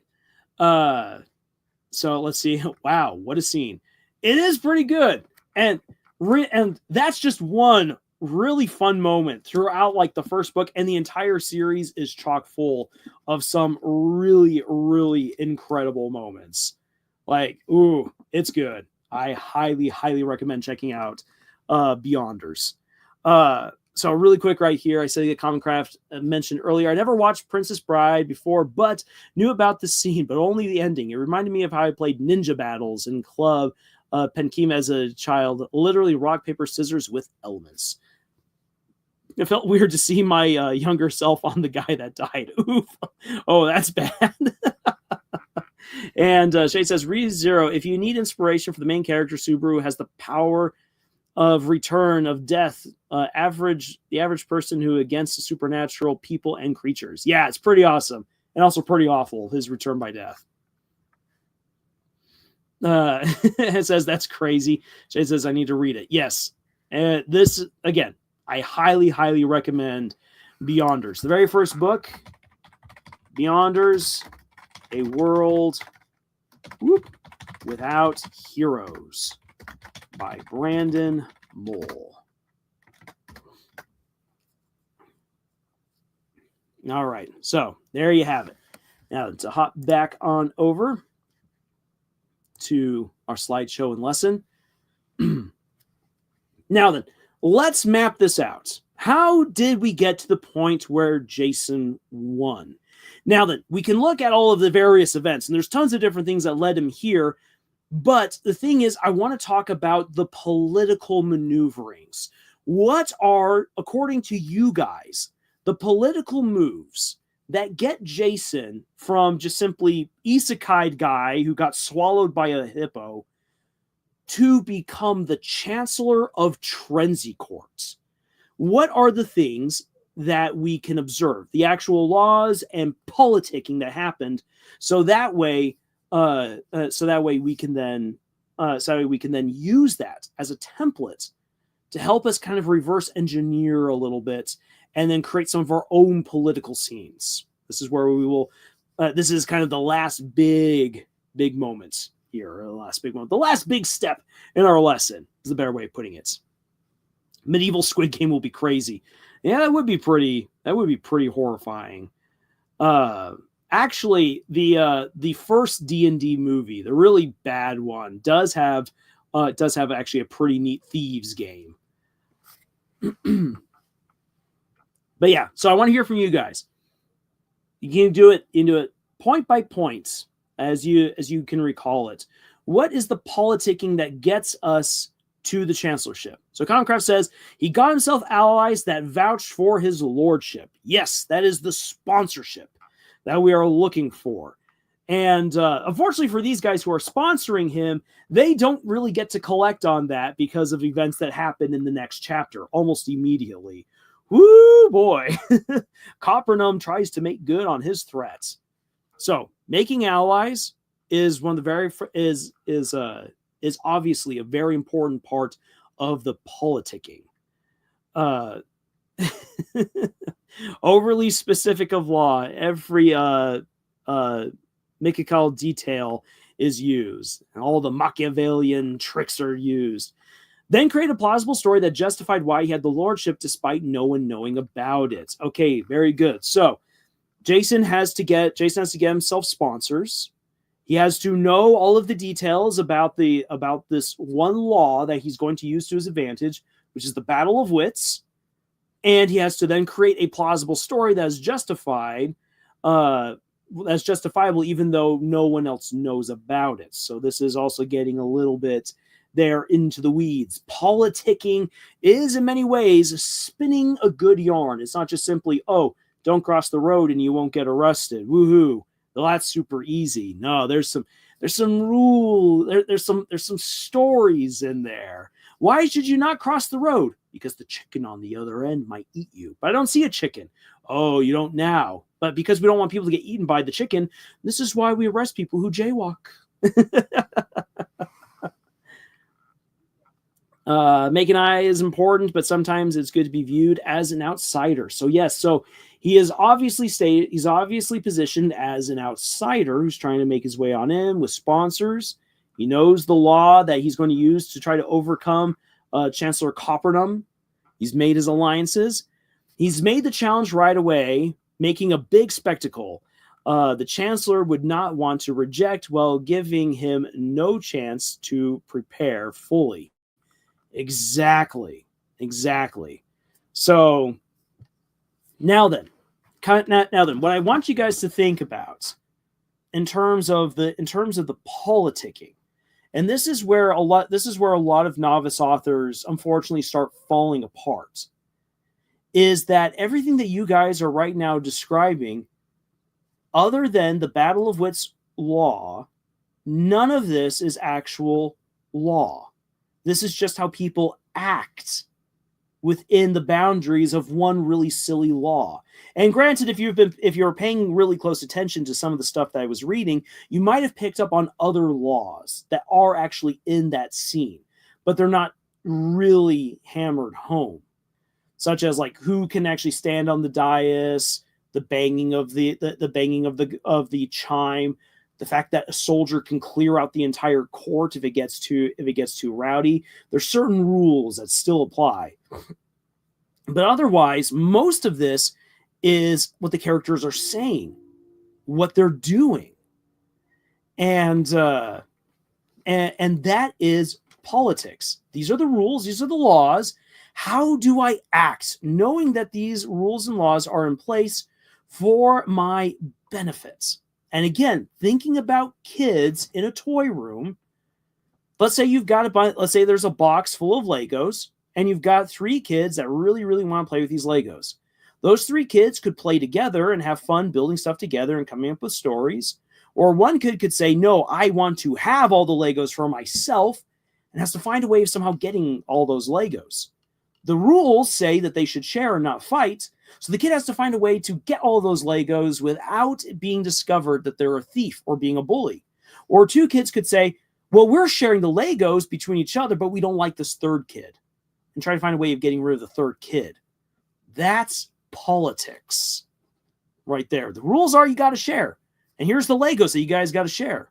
You can all work together, or something could happen. Or maybe all 3 of you go your separate ways and play with your own Legos. Totally fine with that until one kid decides to go break the other kid's Lego castle. And that's kind of what we got going on here. The toy up for grabs is the chancellorship. And Coppernum is going to hold on to that toy as tightly as possible. He doesn't want to give it up. Dolan, the regent, might be a scumbag, but he doesn't like Coppernum all that much. And if he can take away the chancellorship toy away from Coppernum and embarrass him, oh, that'd be great. Well, here we've got the upstart kid, Jason. He's met all of the criteria. He's obeying the rules. All right, I'll give him a chance. And I'll make sure that Coppernum can't use an interpretation of the question to get out of losing the chancellorship. Because he's like, well, it's a riddle. I think thoughts. And the longest thing I could think of at that time was thoughts. And Dolan's like, oh, no. It may function like a riddle, but because you asked a certain question, I can then justify that you were looking for the longest monosyllabic word and you gave the shorter one. So therefore you lose. Now I get to take away that toy from you and give the toy of chancellorship to this other kid. And now I can make this kid, who's a real weakling, because he's only 13 years old, I can make him work for me. Now I have the true power in the kingdom. That's what's playing out here in this scene. Iso says, I'm having flashbacks of one of my old poorly written isekai stories with that chicken comment. Truck-kun has arrived and is being driven by a chicken. Shade says, like in Rome, in America, like be president, no term limit, but later became term limited. Yes. Commoncraft, like the law that the challenge can ask questions to elaborate one of the challenger's questions. Another thing Jason inadvertently did politically with his first two questions was made it look like the chancellor lost to a child that wasted the first two questions. Jason made the chancellor look like an idiot. Oh, he absolutely did. And Copernum will not forgive him for that. A little bit like I will not spoil some of the bigger stuff that happens later on in the story, but Copernum is awful. Oh, he's such a bad guy. And the fact that that Jason beat him and embarrassed him the way that he did gets used in the third book beautifully to put him in his place. Oh, it's so good. And then the guy who, and I'll say this as a little hint for anyone who reads the book, he beat the Earl of Gear. The Earl of Gear is a very interesting character. You will have met him by the point that you get to the Battle of Wits, but you don't know it's him. When you finally get revealed who the real Earl of Gear is, oh boy, the revenge is sweet. Because the Earl of Gear comes back with a vengeance.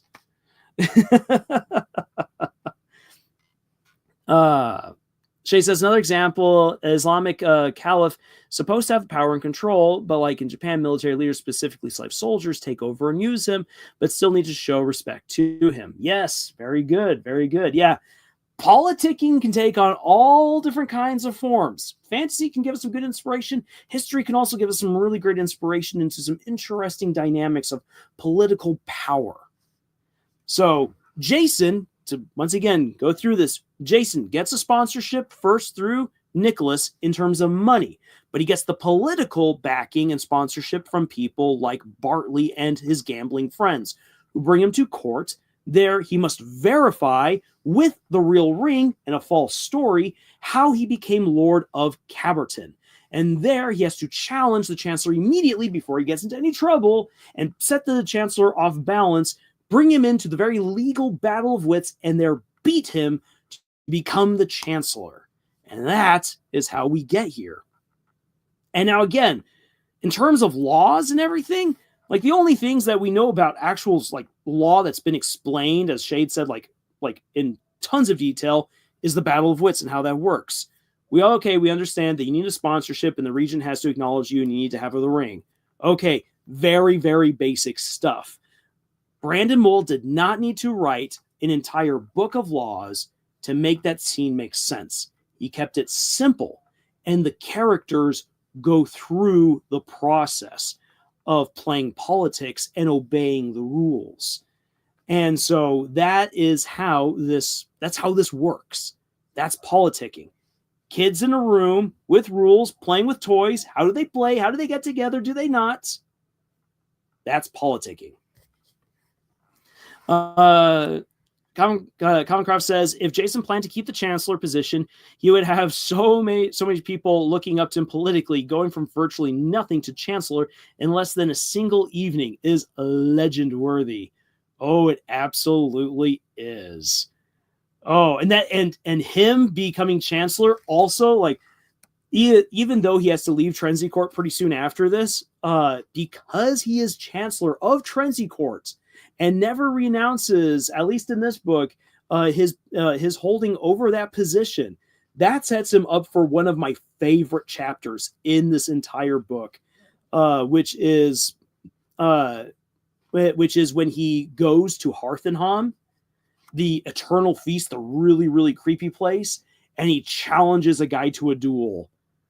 Oh my gosh. Brandon Mole pulled out one of the weirdest duels, and yet it's so freaking epic. It is such an epic duel, and he's able to make the weird duel that he does in order to save himself, because he's going to get shanked and die. The only way he gets out of being skewered on a sword, and manages to create the duel that he does, which is kind of Squid Game like. For those of you who are interested in Squid Game, the way that he manages to create is because he's still Chancellor. And so he technically outranks all the other nobility in the castle. So dang good. Comic says, I can imagine people 100 years from now mythologizing Jason as a trickster, spirit deity from the Battle of Wits alone. Oh, yeah. Most definitely. Mimic, it seems like we'll never escape the presence of Truckcoon, and by the time we try to escape, we've already been hit. Yes, Truckcoon. He's waiting outside for me right now. Now then, here's the last thing for our lesson tonight, and this is where we will wrap up the live stream.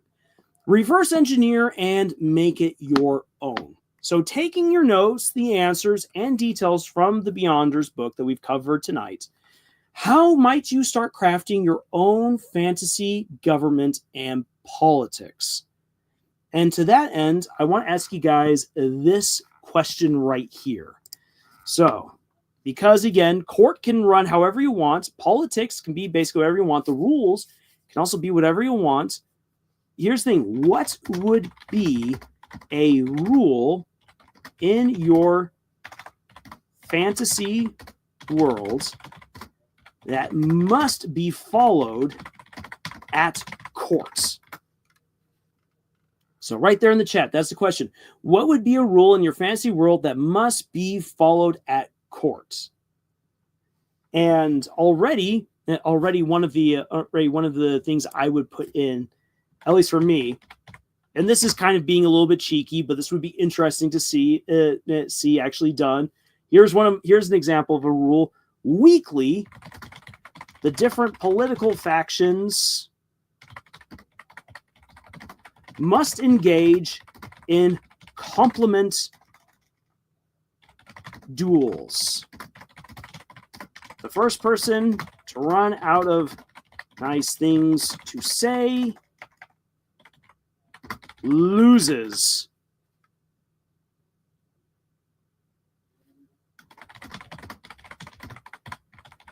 And the loser faction gets to eat the king's nasty leftovers. Or something like that.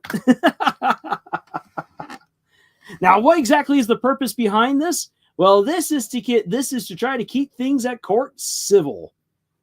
And they gotta say nice things about each other. And the king gets to watch as the different political factions squirm over this. Also, it tends to normally devolve into really awkward flirting, which would be really funny to watch.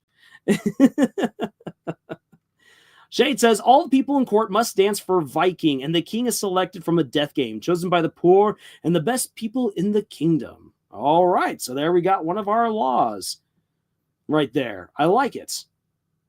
See what other ones people come up with. Now then, when I eventually get around to actually fully talking Alethi politics, doing a full video on what Brandon Sanderson did there, one of the interesting rules of the Alethi, and this is more cultural, but is especially big at court, is that the men are not allowed to read. It is blasphemy. Men are not allowed to read. Women read and write. If men need to have anything written down, the women in their retinue must be the ones to write down and pass along any messages. If a man attempts to write, it will immediately bring disfavor upon him, religiously and politically, and could get him thrown out of courts. And so if the men do actually write anything, the men have their own glyph system where there's a certain series of glyphs that they can draw up that basically mean general things. And so that is part of the communication of the Alethi courts. And that means if you're a man at court and you don't have a woman there to help you out, you are immediately seen as an imbecile because you didn't bring a lady. And it's also then actually a means of ensuring that the men respect the women, because if a man disrespects a woman at court, you are disrespecting another man's ability to speak. And so they will come down on top of you with all the fury and vengeance. Don't you dare speak to my woman that way. And it says, I have some rules for my story about what monsters sure don't do, but I don't think it's good. Monsters are not to use their magic in school and workplaces. Hannah, that's not a bad rule at all. But what you have to do is you have to explain why monsters are not supposed to use their powers in school or in workplaces. So long as you have a reason for why that is, and again, you show why people would obey that rule and what happens to people who disobey that rule, you then make the rule make sense. Even if other people are like, why would a monster not want to show off all their amazing abilities? That sounds awesome. Well, within this world, they do things differently. Like, again, why would you not let men learn how to read and write? That just sounds absolutely dumb. But for the Alethi, that's very important to them. And so it becomes a law. So for you, Hannah, all you got to do is you just have to show why that is. And the same as well for Shade. Why exactly do the people select their king this particular way? Show that, and then it makes absolute sense. It may sound weird, but you've made sense of it. And once people realize that there's a reason for a particular rule, then it makes sense. The whole battle of wits things seems really silly on the face of it. You're like, 3 questions? All you gotta do is just find the right kind of question. You could stump anyone with the right kind of knowledge. And if Jason were a little bit smart and be like, I doubt that Coppernum knows anything about chemistry, and I can then prove it right here, right now, maybe he could have beaten Coppernum that way. But the thing is, is that the reasoning with intrinsic court is that the people, as Commoncraft has brought up, people who are daring, who are intelligent and ruthless, the battle of wits brings that up. Are you bold, daring, and intelligent? If so, then you deserve to be a leader. And if you fail, you deserve to lose everything. That is the way of thinking, and so it makes sense, even if to us it seems a little extreme and silly.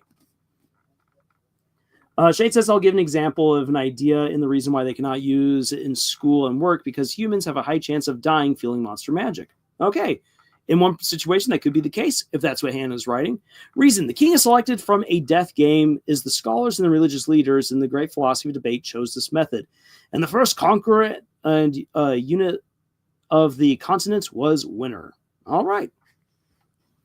See if anyone else has got any other interesting rules or laws that they would have implemented within their court and why.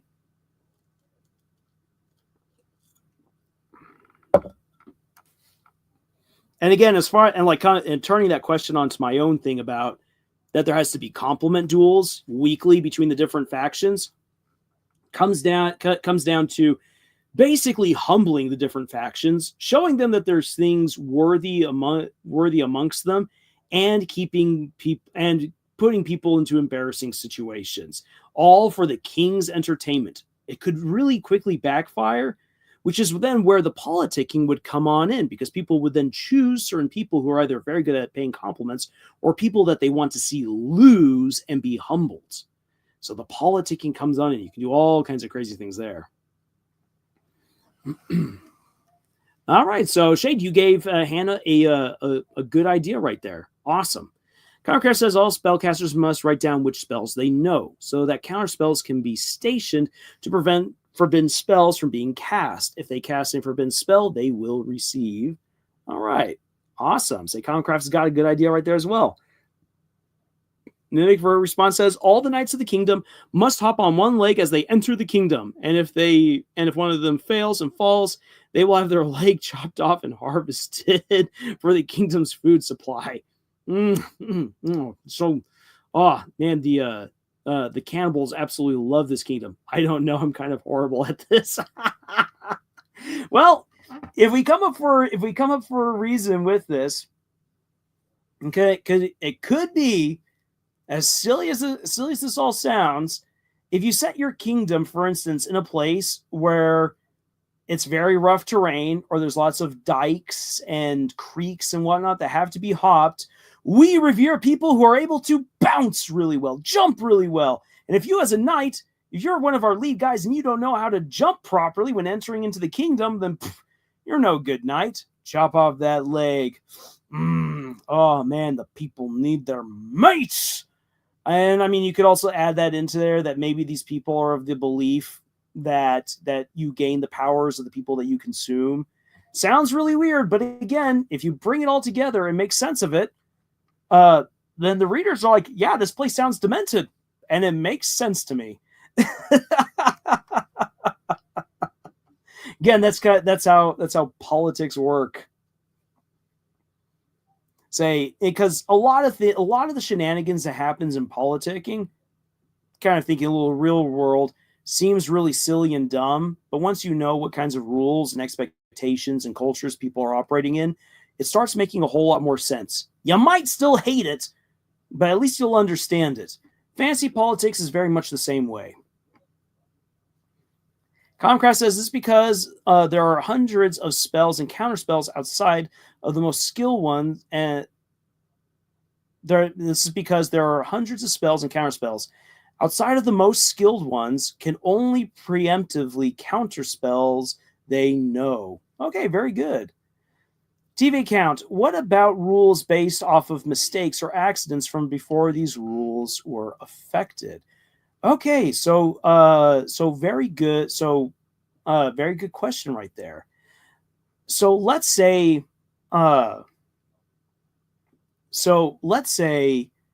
that you have this more ancient rule on the books, which is in regards to things that have happened in the past.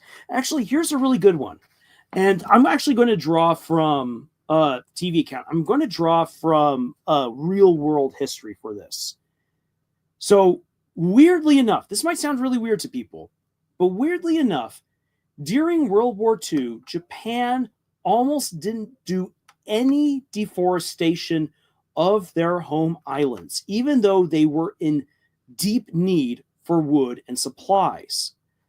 The reason for this dates back anciently, because Japan is a small nation in terms of size, and because its terrain also limits what kinds of resources you have readily available.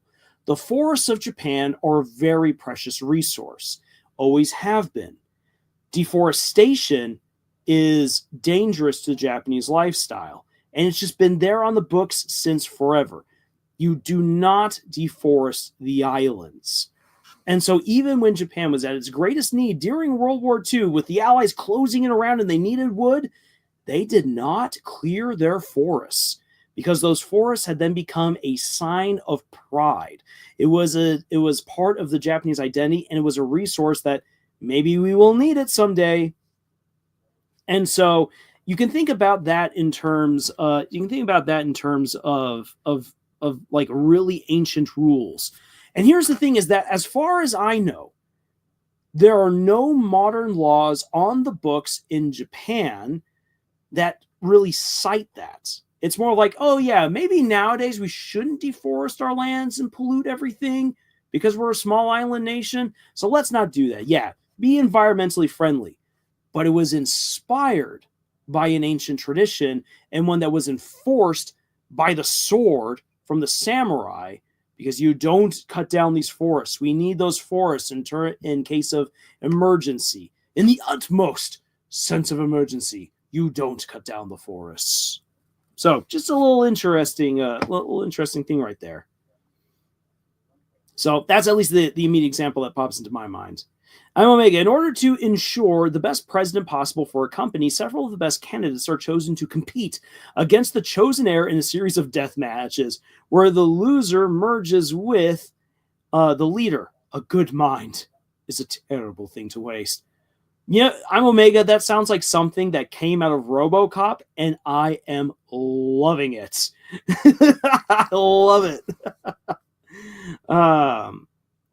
Shay also says, I also have an example. Like some Muslims grooves still use the moon to know holidays. Even when our advanced technology, they need to see it in their own eyes. Yeah, so tradition, where tradition becomes law. And that's something that you will end up seeing in both real world history and in really good fictional politics. Again, jumping back, actually, this is, again, part of the complexity of the Alethi, where the Alethi are honor bound to send people to war, to have these massive armies. And they're like, oh, it's always been our thing. It's religiously why we must have these armies.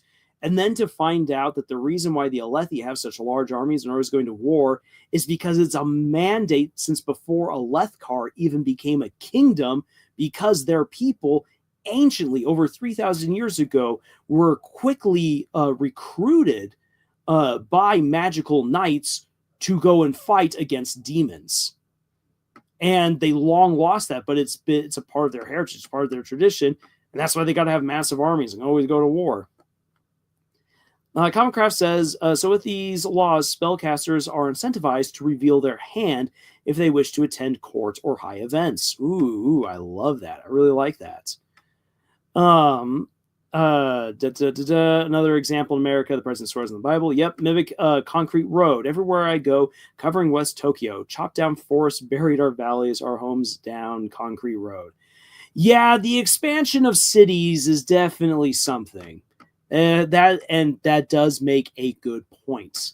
The expansion of cities is very, and especially like when it comes to balancing land. I see this over here in Tucson, because Tucson's expanding, which is dumb because we're in the middle of the desert and we don't have a good water supply. Why are we still building this city? As the city continues to expand, it also begins to press up against lands that are preserved. For instance, where I live is one of the few places that the famous saguaro cactus grows. The saguaro is protected. It's protected by law, but it's also protected by Native Americans who revere the plants. They are very important to their culture. And because Native Americans are by law supposed to be treated as an autonomous people whose traditions and laws we also respect within the United States, we are not allowed to destroy saguaros. This makes the expansion of the city of Tucson very unique, because we are actually then only able to expand in two directions, making the city look really weird, because either way that we then begin to expand, you literally run into mountains or you run right into forests of saguaros that you're not supposed to touch. And if you do touch them, you need to have permission to do so. So it makes the expansion of our city really, really weird.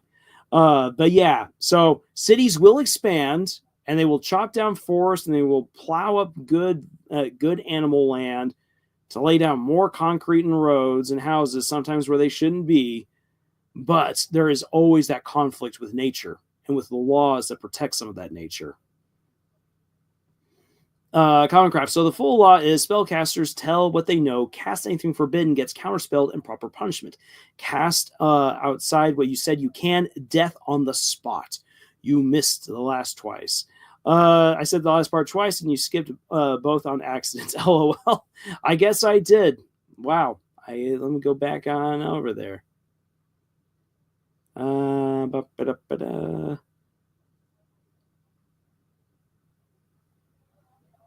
This is because the spells are hundreds of spells, counter spells outside of the most skilled ones.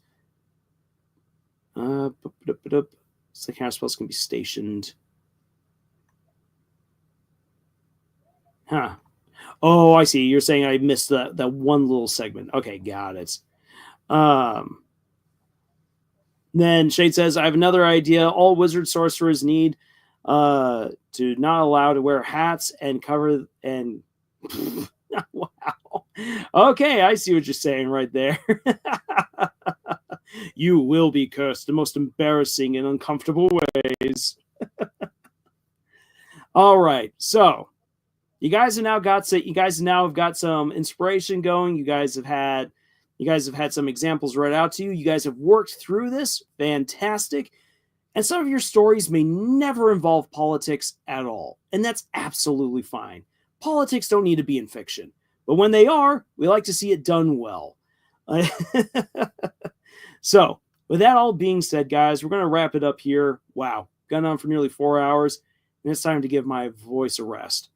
So, some things to look forward to. I've got a new video that'll be coming out sometime tomorrow. That'll be a fun little controversial one.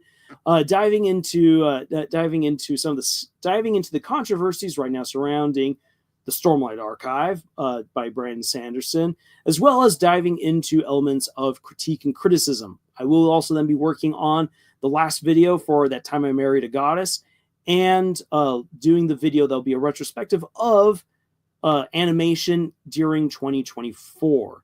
And oh boy, 2025 already looks to be like an incredible year for indie animation. This is going to be pretty fun. Common Craft says the spell caster lie came up with for possible Pathfinder 2e game. Awesome. And might use it for a book. Either way, I like the sound of that. Shade says, why everybody hate the new book? Can someone explain them to me? Oh, Shade, I will explain in detail tomorrow. But you know what? Why not? I'll quickly give you a little bit of detail right here, and I'll go into more. I'll have more in the video tomorrow, and it might be a topic of discussion depending on how many angry comments I get next weekend or next Friday. So, the reason for the hatred of Brandon Sanderson and his newest book, in many regards, as dumb as this sounds, is because people are angry that there is a gay couple, and not only is it a gay couple, but it's an interspecies gay couple between Renarin and Relaine. Yeah, that's pretty much the big thing right there. People are really upset that there's that kind of a couple. And it's not just simply like, oh, how dare you have this couple in your story? But a lot of people looked to Brandon Sanderson for a time as this guy because he was doing his own publishing. He was going against traditional publishers, and he had raised so many millions of dollars with his own inventive story idea. The people thought that Brandon Sanderson was this conservative who was going to fight back against the woke establishment and save stories for everyone. The thing is that Brandon Sanderson, though he's a Latter-day Saint, is more progressive than he is conservative. And a lot of these people had not actually read his books. I am convinced of it. Because if they had actually read his books, they would have realized that he had already been setting up this couple in previous books. Oh boy. Yes, Shad. Oh, here's the thing. Shad from Shadiversity, I would not say that he really did a good job of defending Sanderson, because I even though I didn't finish his video, his first 2 minutes were damning against Sanderson and really, really out of context. It was bad. And it was also embarrassing as well. So part of my video is like, okay, then, as a Latter-day Saint, here's what you got to know. And it's very straightforward and simple. And for people who don't like this relationship, it was already in the story. And you people thought that Sanderson was one thing when really he isn't. That doesn't mean that his stories are bad. And so I go into more detail about that in the video that will be premiering tomorrow. So that's the short of it. And wow, yeah, it's just dumb. This doesn't need to be a controversy, but people make it as such because there's a narrative that certain people need to have. They feel like they need to have it because there's this narrative of wokeness taking over and destroying everything, which to be fair, we have seen plenty of examples of bad woke storytelling destroying stories from within. And I go into detail about what that might look like from the perspective of someone who's read the Stormlight Archive.